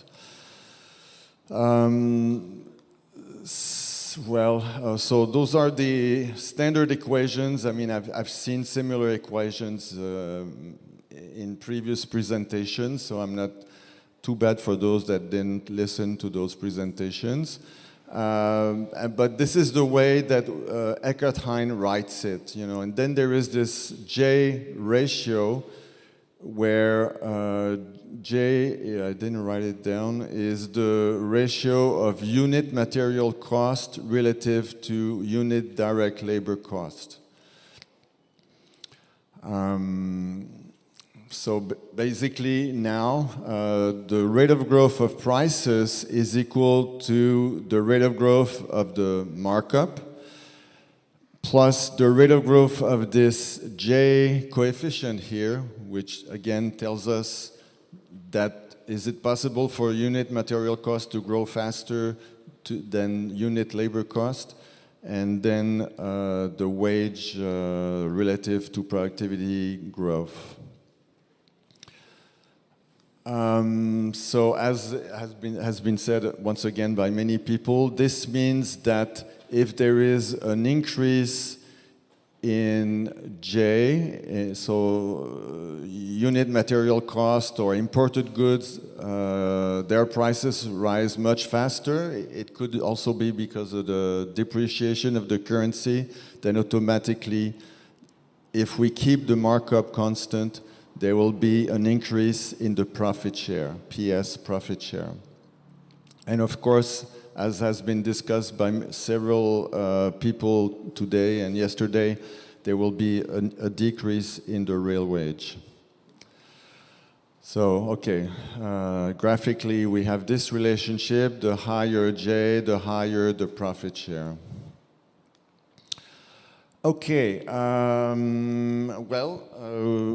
we all know that there have been many supply chain bottlenecks. So this is taken from the Bank of Canada, and it illustrates how supply chain bottlenecks have created problems for Canadian firms through various things. But as you can see, it's already going down. So, but it is still, we still have supply chain problems. Whereas before, the problems seem to be not that important. Another thing is, it was mentioned in the presentation of your co-author, transportation can be an important systemic industry, and indeed we can see that depending on where the products came from, there was a huge, you can see the index goes from 100 to 1200, so 12 times more increase in the index of transportation cost when we look, in this case this is China, I think, yes. But those, I mean, so here we are almost in 2023. Well, these problems are nearly over.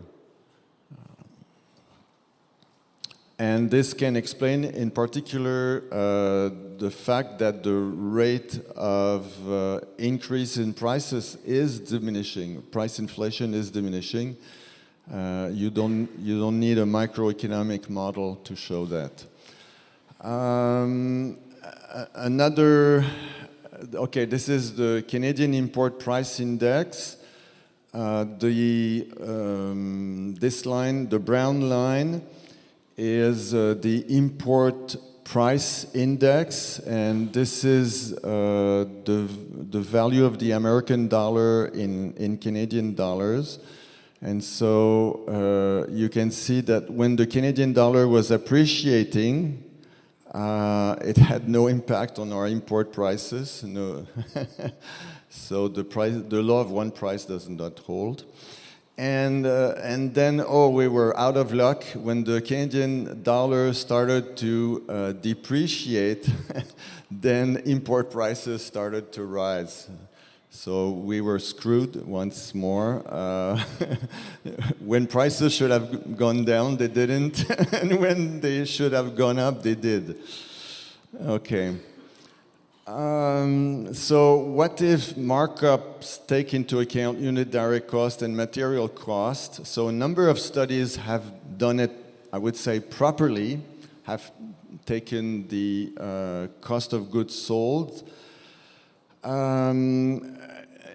And I think this is what Gonzai and Luciani did in 2022. This is what Serva-Storm did in 2023. This is what Statistics Canada did. But then some of these computations assume the existence of a Cobb-Douglas production function, rising marginal cost, counter-cyclical markups, which is wrong for sure, and hence are not fully reliable from my post-Keynesian point of view. In addition, I must say I understand nothing of what they're doing. So when I don't understand, I say it's worthless. For most countries, they find some increase in the markup when they compare 2019-2022. And here is what is being said at StatsCan, Statistics Canada, which are very serious people. Excluding mining and gas and oil extraction between 2019-2020 quarter two, the markup would have risen by 2.6% when the CPI prices and GDP prices went up by 12.5% and 19%.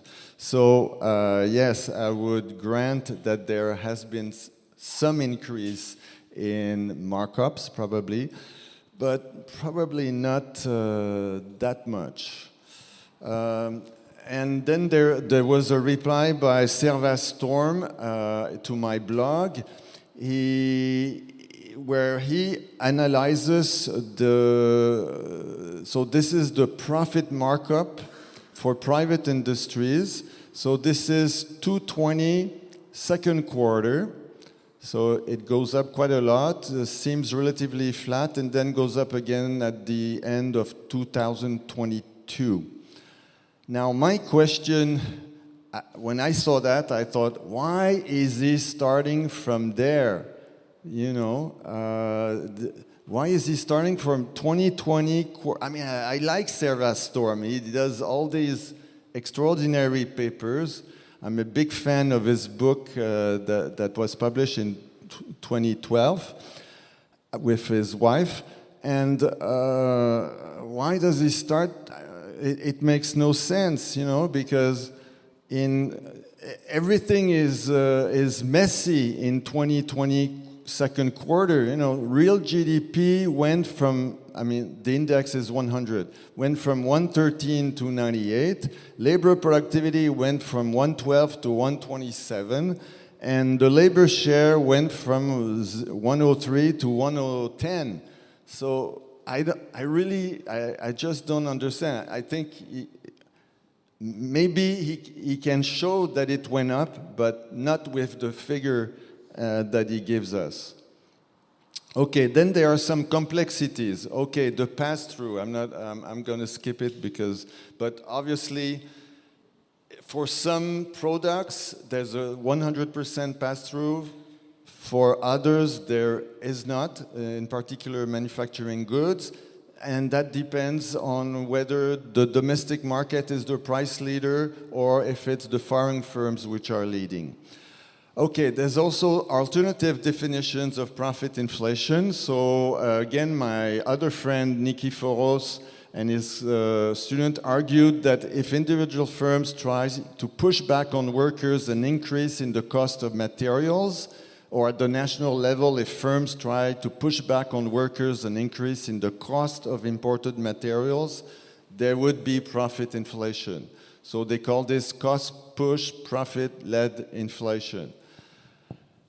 Okay, well, it's a matter of definition. Serva-Storm makes exactly the same point. He says the increase in the price of commodity inputs need not lead to a rise in the share of profits. And in fact, some people have said that, well, in the 1970s, the markups of firms went down. They were not successful in handling the increase in wages. Isabella, who is here, I think it's in a footnote, provides an example. But, I find, she says, anyway, so there's an increase of $10 in the price. If the price is raised to $111 with a 10% profit margin, is this profit inflation? It's ambiguous. So with these authors, it seems that profit inflation is redefined as a situation where firms refuse to see a fall in their costing margin. Again, we should try to agree. And this makes me uncomfortable because if we have target return pricing, and if there is an increase in the if there is an increase in the capital to capacity ratio, so that would be the parameter V in the equations. I mean, this is a target return pricing equations at the macroeconomic level. So if there is an increase in V, the denominator here is smaller, therefore the markup would become bigger, assuming firms want to achieve a target rate of return. Should we call this profit inflation? Personally, no, I would say no. If you have a higher capital to capacity ratio and you want to achieve a given rate of profit, that to me is not profit inflation. So I feel it's a little bit the same with increases in material costs. Bob Rochon in 1981 wondered why his colleagues at the time were focusing their attention on the share of profits in output rather than the rate of profit. I think he may have been right. So we are obsessed with the share of profit, but maybe it's not the best measure. Wow, I think I have only 5 minutes left. Okay, well, there's the heterogeneity of firm. If there is a big negative shock like we had during the COVID, a lot of firms will go down.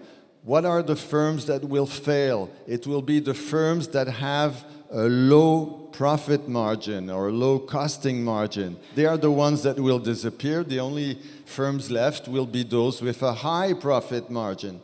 So of course the aggregate profit margin will go up. And well, as I said, those people at Statistics Canada are really smart. they say aggregate markups could be driven by the exit of low market firms. So, good point. Another case of the heterogeneity of firms. Well, Tom Ferguson and Selva Storm in a 2022 paper are saying that the recovery in aggregate consumption was driven by the rich households. So what if these rich households are purchasing luxury goods which have high markups? So again, you have the possibility that the aggregate will be higher. And as an anecdotal evidence, in Canada, it's next to impossible to find a small car. Small cars are cars with low margins. Everybody, I mean, the only cars you see are SUVs, and they have a high costing margin. So in the automobile industry, it's not surprising. And as you can see, small cars, their sales fell by 78%, and the sales of large vehicles went up by 163%. So there we go with ecological economics. And composition effects can totally mess up measures. Here you have, again, in the second quarter of 2020, it seems like the rate of growth of the real wage was 10%, but that's purely a composition effect.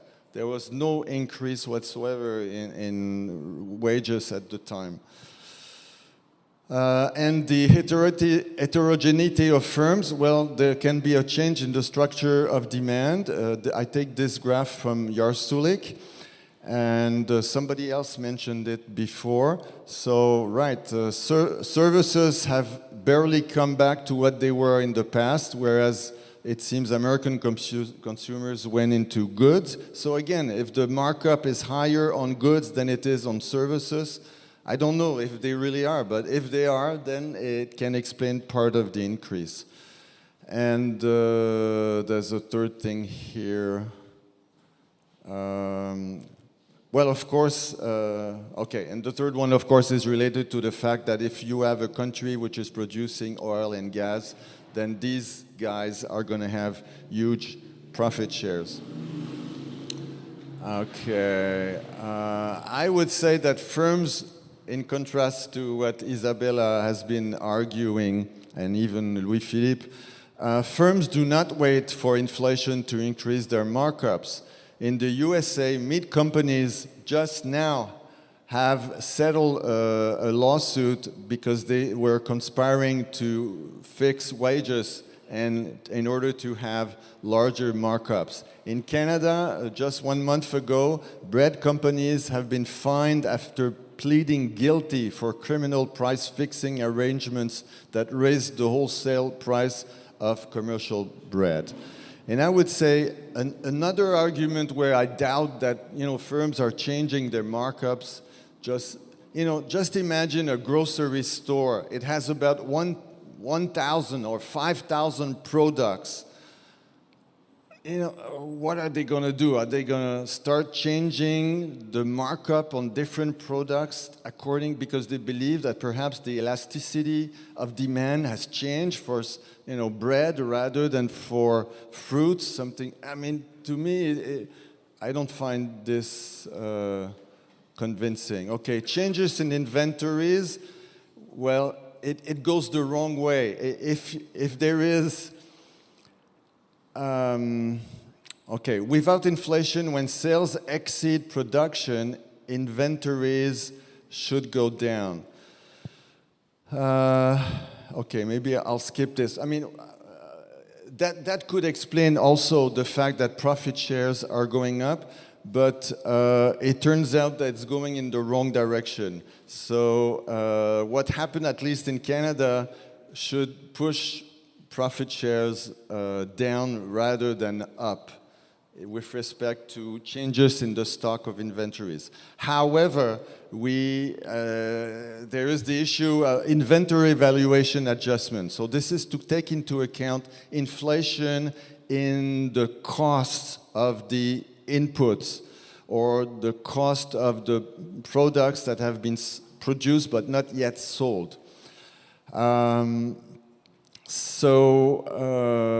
Isabella argues in her paper 2023 that profits without adjustments may be a more meaningful measure than profits with adjustments.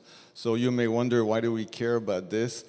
I'll show you in the next graph, but at least in our book, I think we demonstrated that profits from which the inventory valuation adjustment is subtracted is the true measure of the profit share. Otherwise, the level of profits are exaggerated. And this was the case, at least in Canada, in 2021. The inventory valuation adjustment value peaked in 2022, and it was already substantial in 2021. So why does that play a role? Well, it's your graph, Isabella. And you can see there's a big difference between profits or profit margins measured without inventory valuation adjustment and if we take into account inventory valuation adjustment. It's still higher than what it used to be in that time period, but it's not so high as it was before. And finally, I never thought that I would ever cite an IMF paper to support my claims, but these two guys from the IMF say that, well, basically, at least for the euro area, they're not really convinced that there has been an increase in profitability in the euro area. So this is it. Thank you for your patience.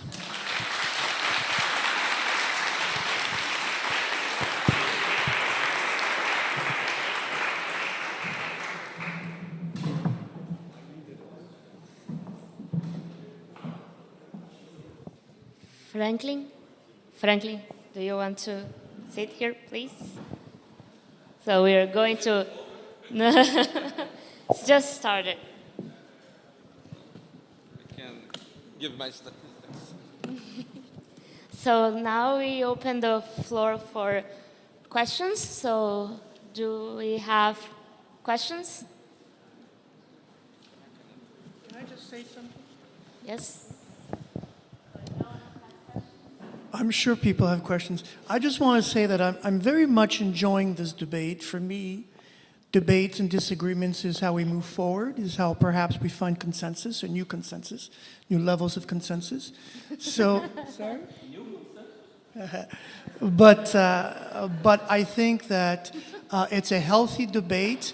And the next step I'm hoping is perhaps if we can find some sort of level of agreement, at least here and there, that would be, I think, a great accomplishment in itself. Yeah. Can we? Okay, this one is working. So, does anyone want? So, Isabella. Someone else wants to? Carson, and then we. Okay, thank you. First of all, I want to start by saying I'm extremely flattered to find that the most iconic post-Keynesian economist has been reading my work so carefully. Let me preface it by that. I also feel actually in the spirit of what Louis-Philippe was just saying that there is possibly more agreement than the kind of framing of debate and controversy might make it look. So I personally, as I think everybody who listened to my presentation 2 days ago would have noticed, have abstained from calling it profit inflation or profit-led inflation and have instead used the language of sellers inflation and have tried to focus on the fact that there has been a major cost shock that coincided with a profit and price explosion in mining, energy, and so on, right? So exactly the sectors that the Bank of, the Statistics Canada are also identifying as the sectors with the largest profit margin increases. And in our paper, we are also showing the examples of shipping, which I think is another one where you had like basically an extreme bottleneck, which enabled a price explosion that was basically not necessarily a price-making kind of price explosion, but more of a price-taking because of the extreme constraint in that market, right? So we are very careful to illustrate that the most extreme profit margin increases have been exactly in the same sectors that Marc has just illustrated as the ones where the most happened. So in that spirit, I think there's actually, first of all, empirically agreement that the margin explosions happen in these kind of sectors. The second question is, are we then really talking about a margin increase or markup increase, or are we talking about constant markups that coincide with an increase in unit profits if markups hold constant in reaction to a very large cost shock, right? And what we are arguing in our paper is that the main tendency has been constant markups in the sense of sellers being able to protect their margins against the massive cost shock, which then has led to a seller's inflation in response to the cost shock, in the sense that sellers have translated the local price shock into a more generalized inflation. And then we say there are also sectors where more than just that dynamic was going on, where you had on top of this extreme shortages, like for example with the computer chips and the car example that you gave, right, a shifting to more high markup kind of models of cars, which enabled the automobile firms to increase their margins. But we see this as a situation where more than one factor was overlapping, namely this cost shock together with a shortage in computer chips. So I just wanted to say this, sorry for this co-speech, but I feel like this was really a comment on my work. So I wanted to just make very clear that what I'm arguing is not that generally firms have been actively increasing their markups, but rather that there has been an increase in markups in the most important systemic significant sectors where you had these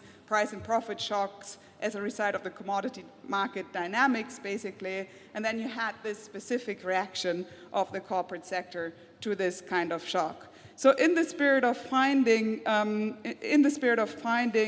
common ground, I'm actually wondering what the, let's frame this more broadly, what the panel thinks of this argument, of what I have just tried to lay out as what I see as the core of what we are trying to argue in our paper.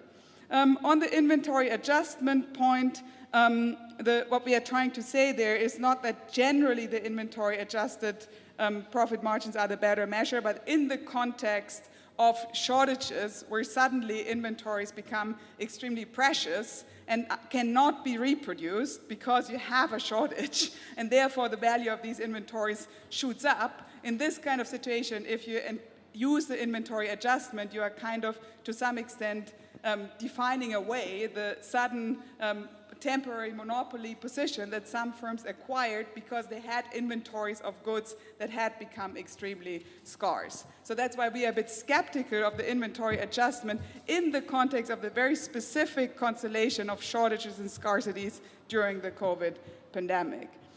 Okay, then a question for the second paper. I'm again talking about semantics. What do you think about the terminology of sellers inflation, or what do you think? It seems like there's a huge overlap between your work and what I've been trying to argue. Where do you see semantic convergence?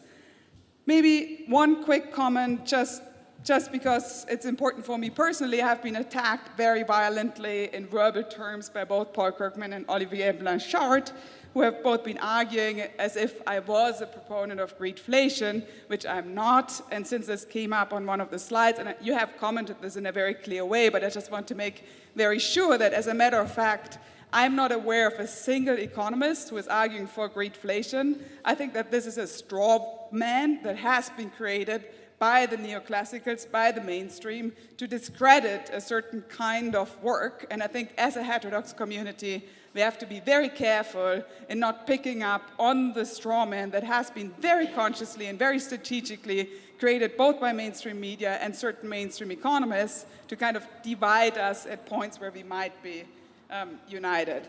Then finally, for Franklin, I was wondering on the labor rationale in dealing with inflation, to what extent different institutional contexts might matter. So if I compare the US and Germany, for example, and I look at what happened in Germany last year, then there was actually an institutionally coordinated agreement on wage restraint that was based on certain kind of models that presume that wage would be the driver of inflation, right? So that you can even get like a reflexivity type of situation where if you have certain strong corporatist institutions that can kind of influence possibly the wage behavior, right? So I'm wondering, like, what about the institutional context for that variable? Thank you. Thank you. So, Carsten?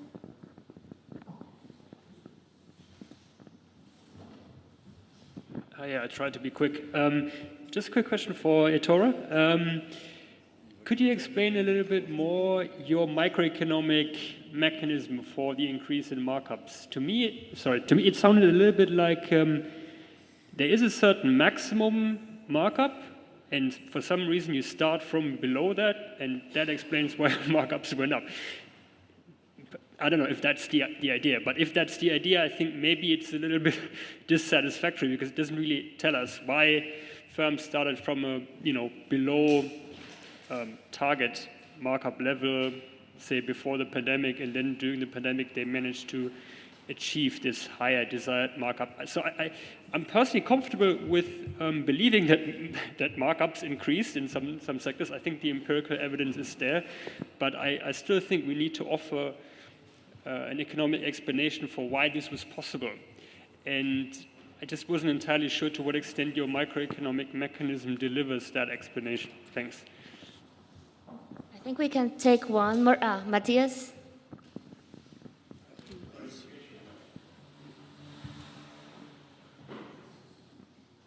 This is a Latin American conference. You should have microphones in the back. So, clarification question for Ettore and Louis-Philippe. So, because I didn't read the paper, I don't know if the paper is out or not. So, did I understand correctly that you said when the markups go up, it's it sort of vanishes the effect very fast, and then you end up it's more that when markups go up, it sort of the effects sort of disappear fast, and so you have more like a level effect, but not a persistent effect.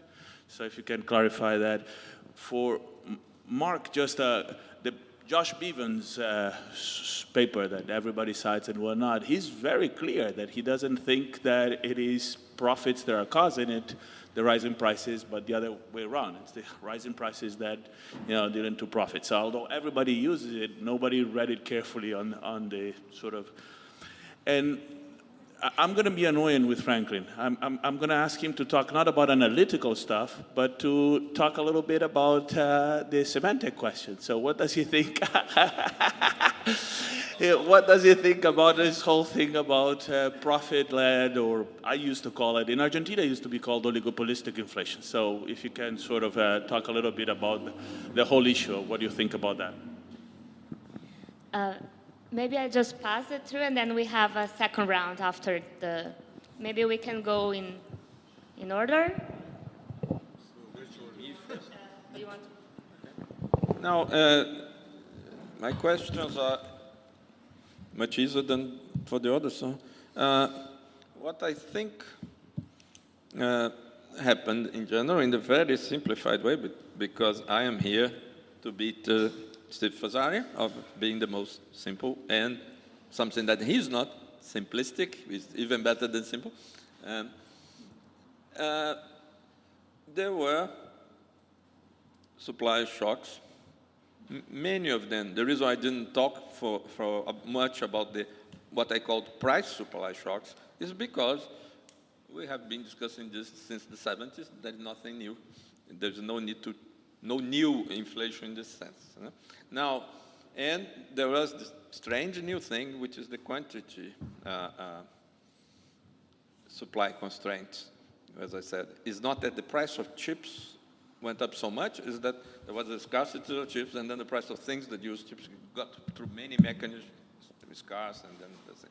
And the only thing I said is that there, of course, if you had much lower demand, I don't think they should have much lower demand, but if you had, the price had increased less. Well, of course, it's completely stupid to not have the recovery because the inflation went from 2 to 5 or 6%. This is the most stupid thing in the world, so don't get me wrong. So now, and then simplifying again, in Europe in general, outside the United States,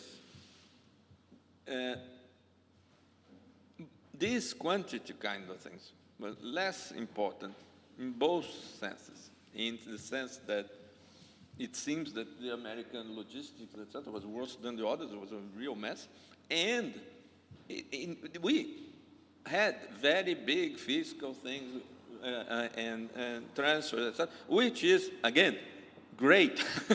It's not, I'm not complaining. I'm not Larry Summers. I say, because if you didn't want to have that, the only way not to have that in that situation was to do Chinese fiscal policy, which is not giving money to people, but giving vouchers for people to buy. It's different from the income policy we had in Europe, right? It's giving vouchers in the sectors where you want to increase demand. Of course, if there is scarcity, you don't want to give demand. So it was a collateral effect, this generalized thing. And this, okay, if it happens again, maybe we should do more like China.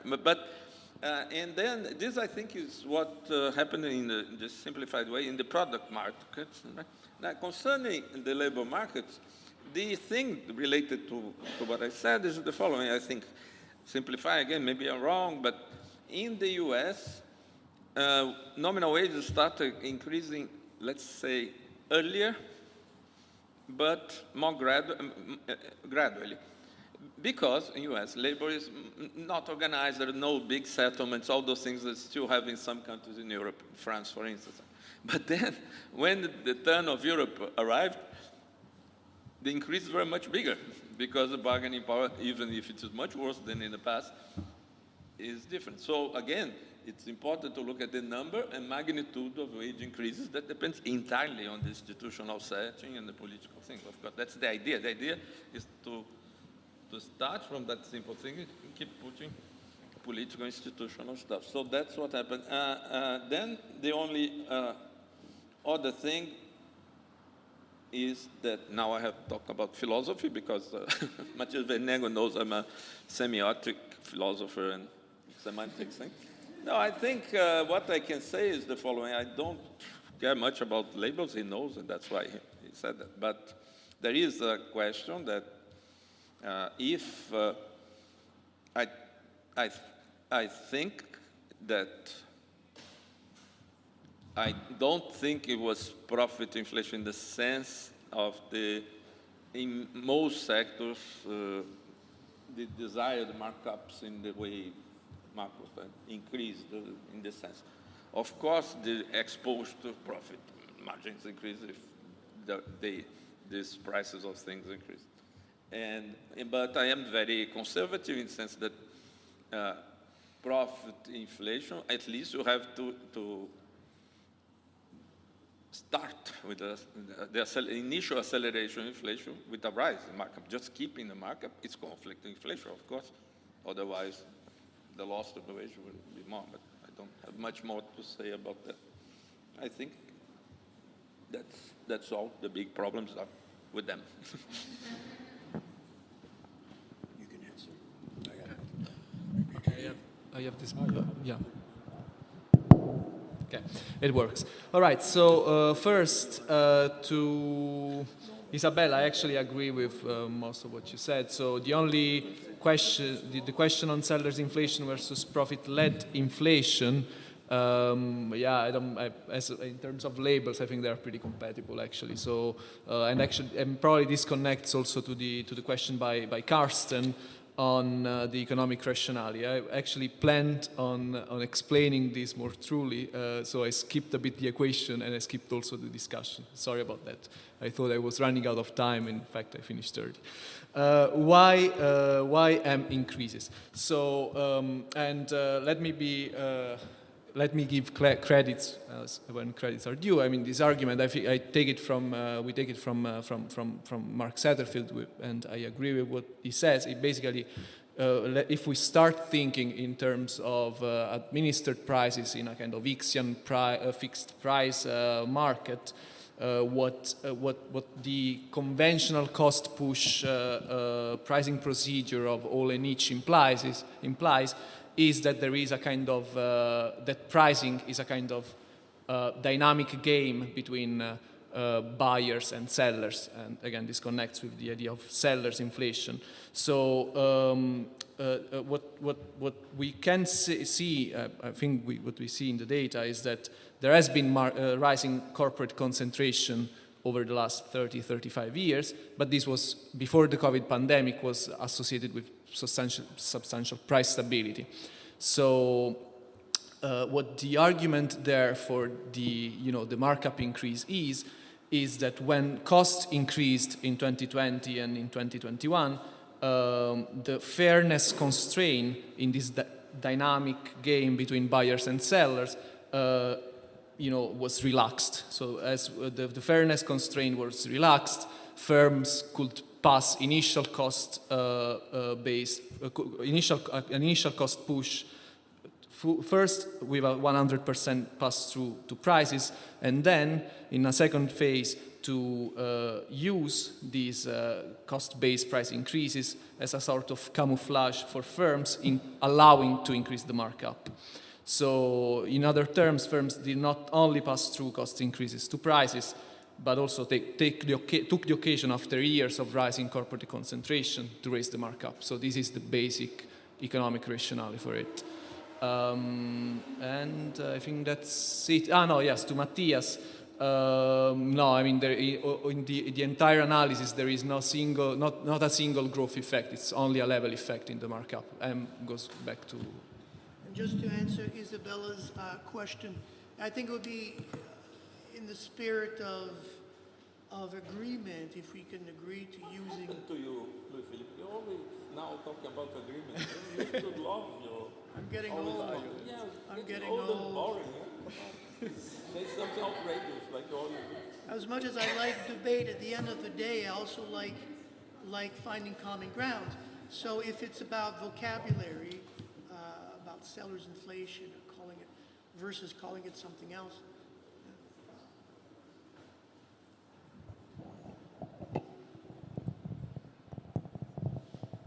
Yes, well, I should say that I don't go on social media. I have no clue what's happening there.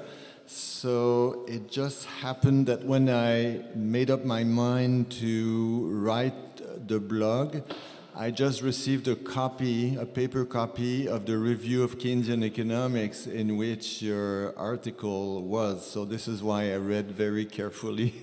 Well, what you had been writing. And I was not aware at all at that time that you were so well known and had been attacked so much on the social media, until Louis-Philippe, after I had written my blog, told me that Daniele Gabor had written a tweet saying that Marc Lavoie should not have criticized Isabella because she's a woman, you know. I greatly, I'm very happy that you had so much influence, in particular also with a book on China.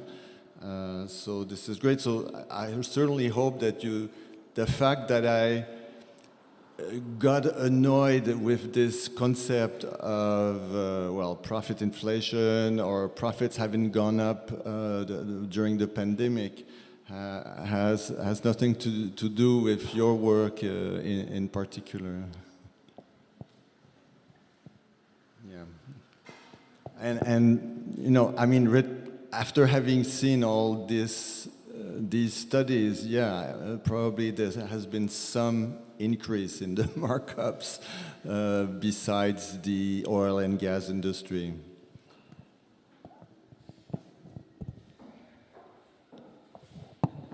So I think we have time for another round of questions. Someone else? No? Okay. No, also. No. Sorry. So my comment is for Ettore. I had the same question that Karsten had about the sigmoid markup function. And then my suggestion is, that equation, or that sigmoid function, can be shown to be the explicit solution to a logical-Volterra system, a two-variable one. So you can have a predator-prey, which means it still takes two to tango, but it can be a predator-prey in which the prey or the predator has a more passive behavior. That's not incompatible with taking two to tango and one leading and the other following. So that would be a way of providing a predator-prey Goodwinian explanation for the sigmoid function. Because the sigmoid function came from the population theory. You have to pick up at some point. You have to have a minimum level of population for people to start reproducing faster. And then when you have too much people, they will be sick of reproducing that fast, and then, so you can go along those lines. That's as I would do.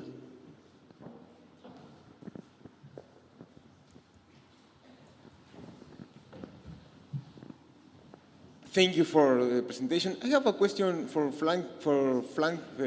Franklin about expectations.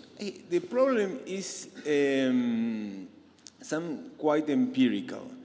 If expectation doesn't matter at all, how is the mechanism through the central banks all in Latin America, but in Europe and Canada also, and the US, to target the expectation, at least of in the financial market? Because when people are asking, for example, where will be the inflation in the next 5 years, who knows? But they answer the inflation target of the banks. So in that sense, maybe that way to try to convert the expectation of the market has a point to do. I don't know, maybe it's for all the table, because I think that in the post-Keynesian camp, we left expectation out of the picture, and we let that all the other camp, the new Keynesians, keep all the things about expectation, and maybe expectation has a role to play in the determination of inflation. Thank you. I know you have a question, but I'm going to pass to Professor Sérgio Oliveira.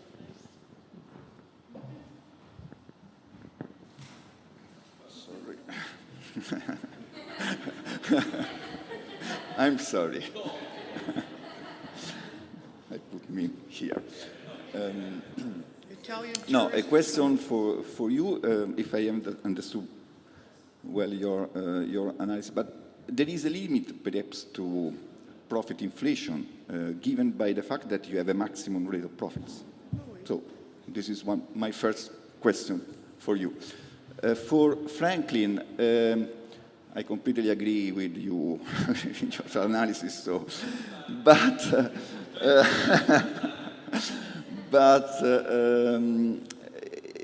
in Italy, for instance, and perhaps it is something related also to what Isabel asked to you. In Italy, wage bargaining is set officially at the national level by means of an expected inflation rate, which is target in the wage bargaining. So we do not look at the past inflation as I think that the trade unions should do in order to defend the real wages. But in the wage bargaining, if the past inflation is 5%, in the wage bargaining it is decided in order to lower inflation towards the 2% targeted by the European Central Bank, it is decided that money wages must increase on the basis of the expected inflation rate, which is, for instance, 5%. So perhaps this is one of the factors that you must take into account when you analyze that. And finally, a question for everybody.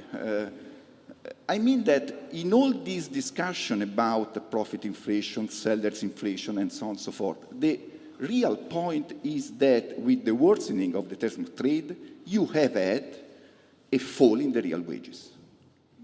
And this is the point. And perhaps what is the important point is to analyze how you can have an increase in the real wages after what have occurred in the last 2 years. So this is, I think that also some of the studies by the European Central Bank, by the Bank of Italy, denying that you have a profit inflation is for the fear that trade unions can ask. This is happening, for instance, now in Italy. The leader of the CGIL, that is the greatest trade union in Italy, is saying there is a profit inflation, we want a strong increase in the real wages. And so for this reason, some of this work say, oh no, there is no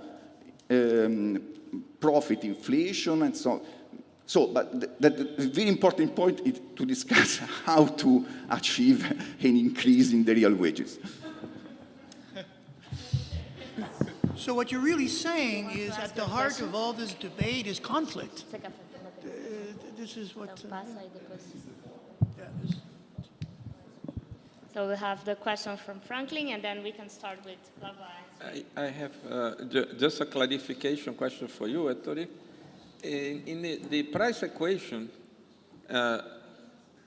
maybe I saw it wrong.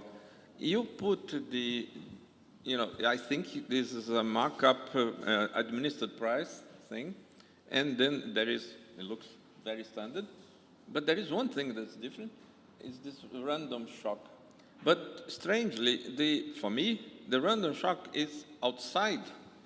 It's not in one of the costs. It's in the margin. Do firms randomly decide to increase the markup? Shouldn't have put it inside this thing. Can you explain the role of that? Because it looked very unusual, because it is administered price is random. Obviously, a lot of people treat supply shocks as random, but I never seen this. So could you just explain it? What should happen? Maybe we can start backwards. So Marc starts, and then... You're the boss, I don't know. Well, just to reply to your question about how can we take into account price expectations or whatever, well, in some part of my book, I'm using the trick that Gilberto Lima and Marc Satterfield have used, where the expected rate of inflation is in fact equal to the current rate plus some average of the current rate and the target rate of inflation of the central bank. But I should add that I was on the collective bargaining team of my university two times, and we never thought about what is the expected rate of inflation. This was completely out. We would spend 5 minutes looking at what has been the rate of inflation over the last 2 years, and all the action days, several days would be spent on what are our colleagues earning in the other universities.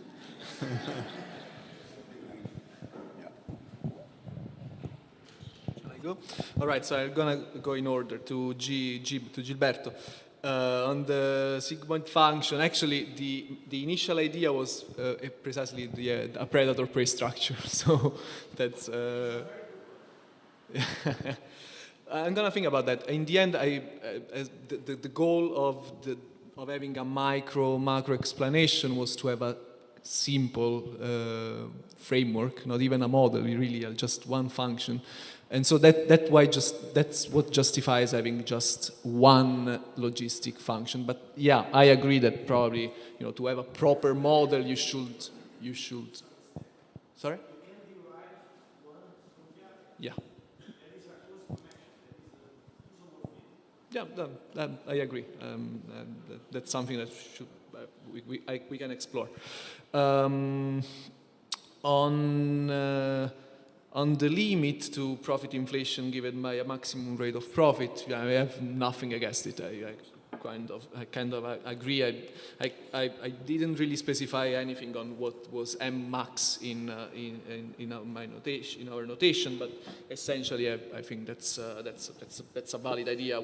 There was some idea of connecting markups and real profit rates actually. On the terms of trade. And the fall in the real wage rate, I don't know if we want to turn this demand-led workshop in a communist plot, but I kind of agree that what's the only way to revert the real wage fall? It's social conflict, class struggle, however you want to call it. So again, completely agree. On price on the epsilon. So I was also probably a bit too quick on that as well, but as from the notation, there is a -1, so it's a shock in the previous period. But it's a shock in the price, not in the cost. That's what confused me, right? Why would firms have surprised themselves increasing their own price? I don't know. Of course, not getting. Actually, this was. All right.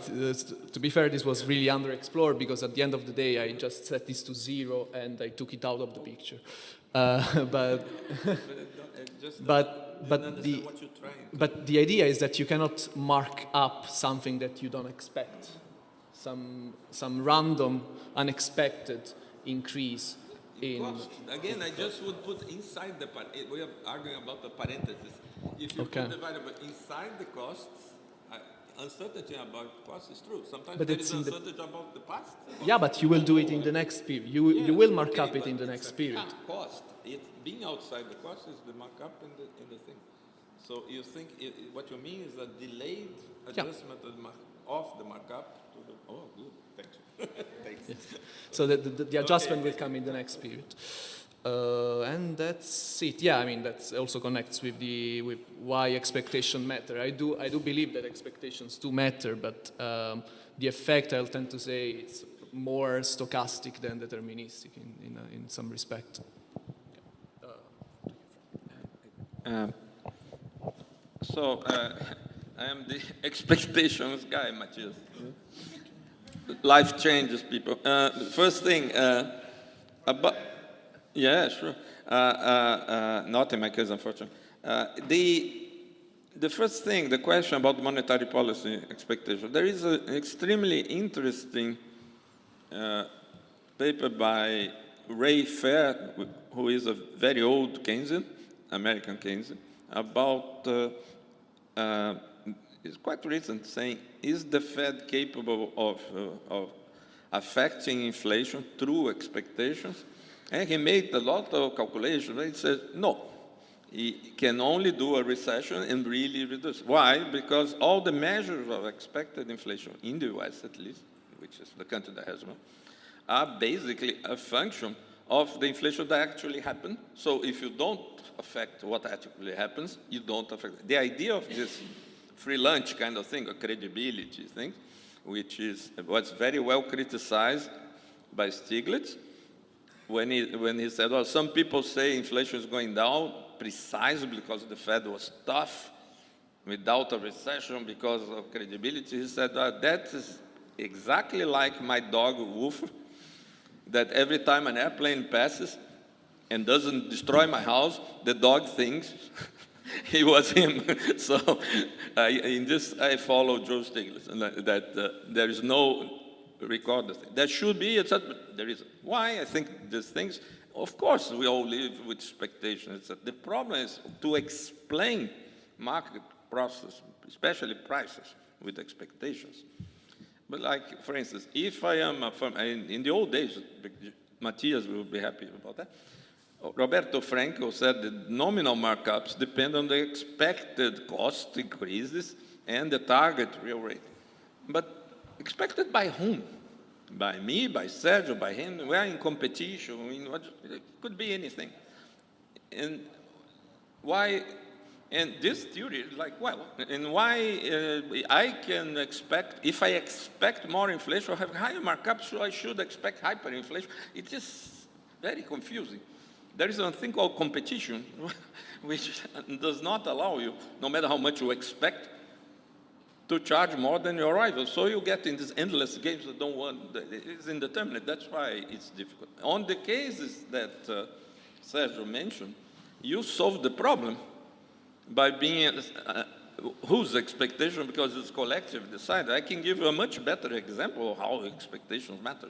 During the Brazilian military dictatorship, there was they were forced to accept by Minister Simonsen half past inflation, half expected inflation, and they underestimated the inflation on purpose. And during a period in which there were a lot of shocks, the wages increased much less than this in order to stabilize inflation. And then they said the inflation was inertial. Okay. And that's easy to get credibility, right? So you solve the problem with just the coordination. What I said is, if whatever, even expectation turns out to lead to really an increase in the frequency of price of everybody increases price, okay, I'm not denying that this could be expectation. It's not an index of expectation. What I don't like is the expectation of the typical agent in the model. Who? Me? Matthias? So it doesn't make any sense. Now, so this is the point that expected inflation is a part of income policy. I think Sergio, this idea that it has to be 2%. Oh, why? It has to be what the market says should be to stabilize. Oh, yeah, if you first increase prices, it doesn't matter why. In this sense, it's true. We should have total agreement. It doesn't matter why prices initially increase more than wages. We can all be wrong or right. The wages fell. And they don't want it to go back. I think this is the big point of agreement. Trying to compete with you also. and that's the point.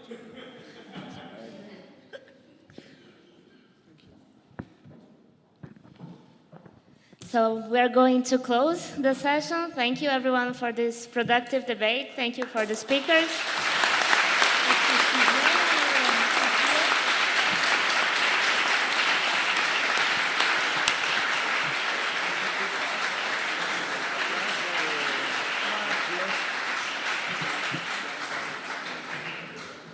And we continue at the bar. No, wait. I think we need to thank a few people, Ricardo Suma and the local organizers whose names I forget.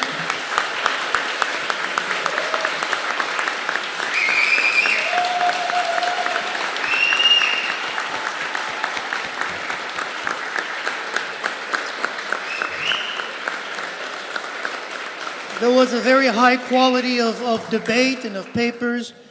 I want to thank all the young scholars who came out to give papers or to support the conference.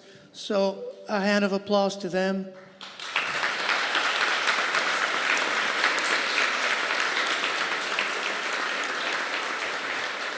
And finally, a word of thanks to Shaliwa, who, yes,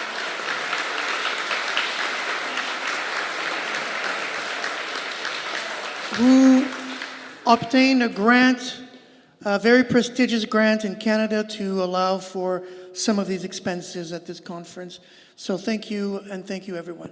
See you at the hut.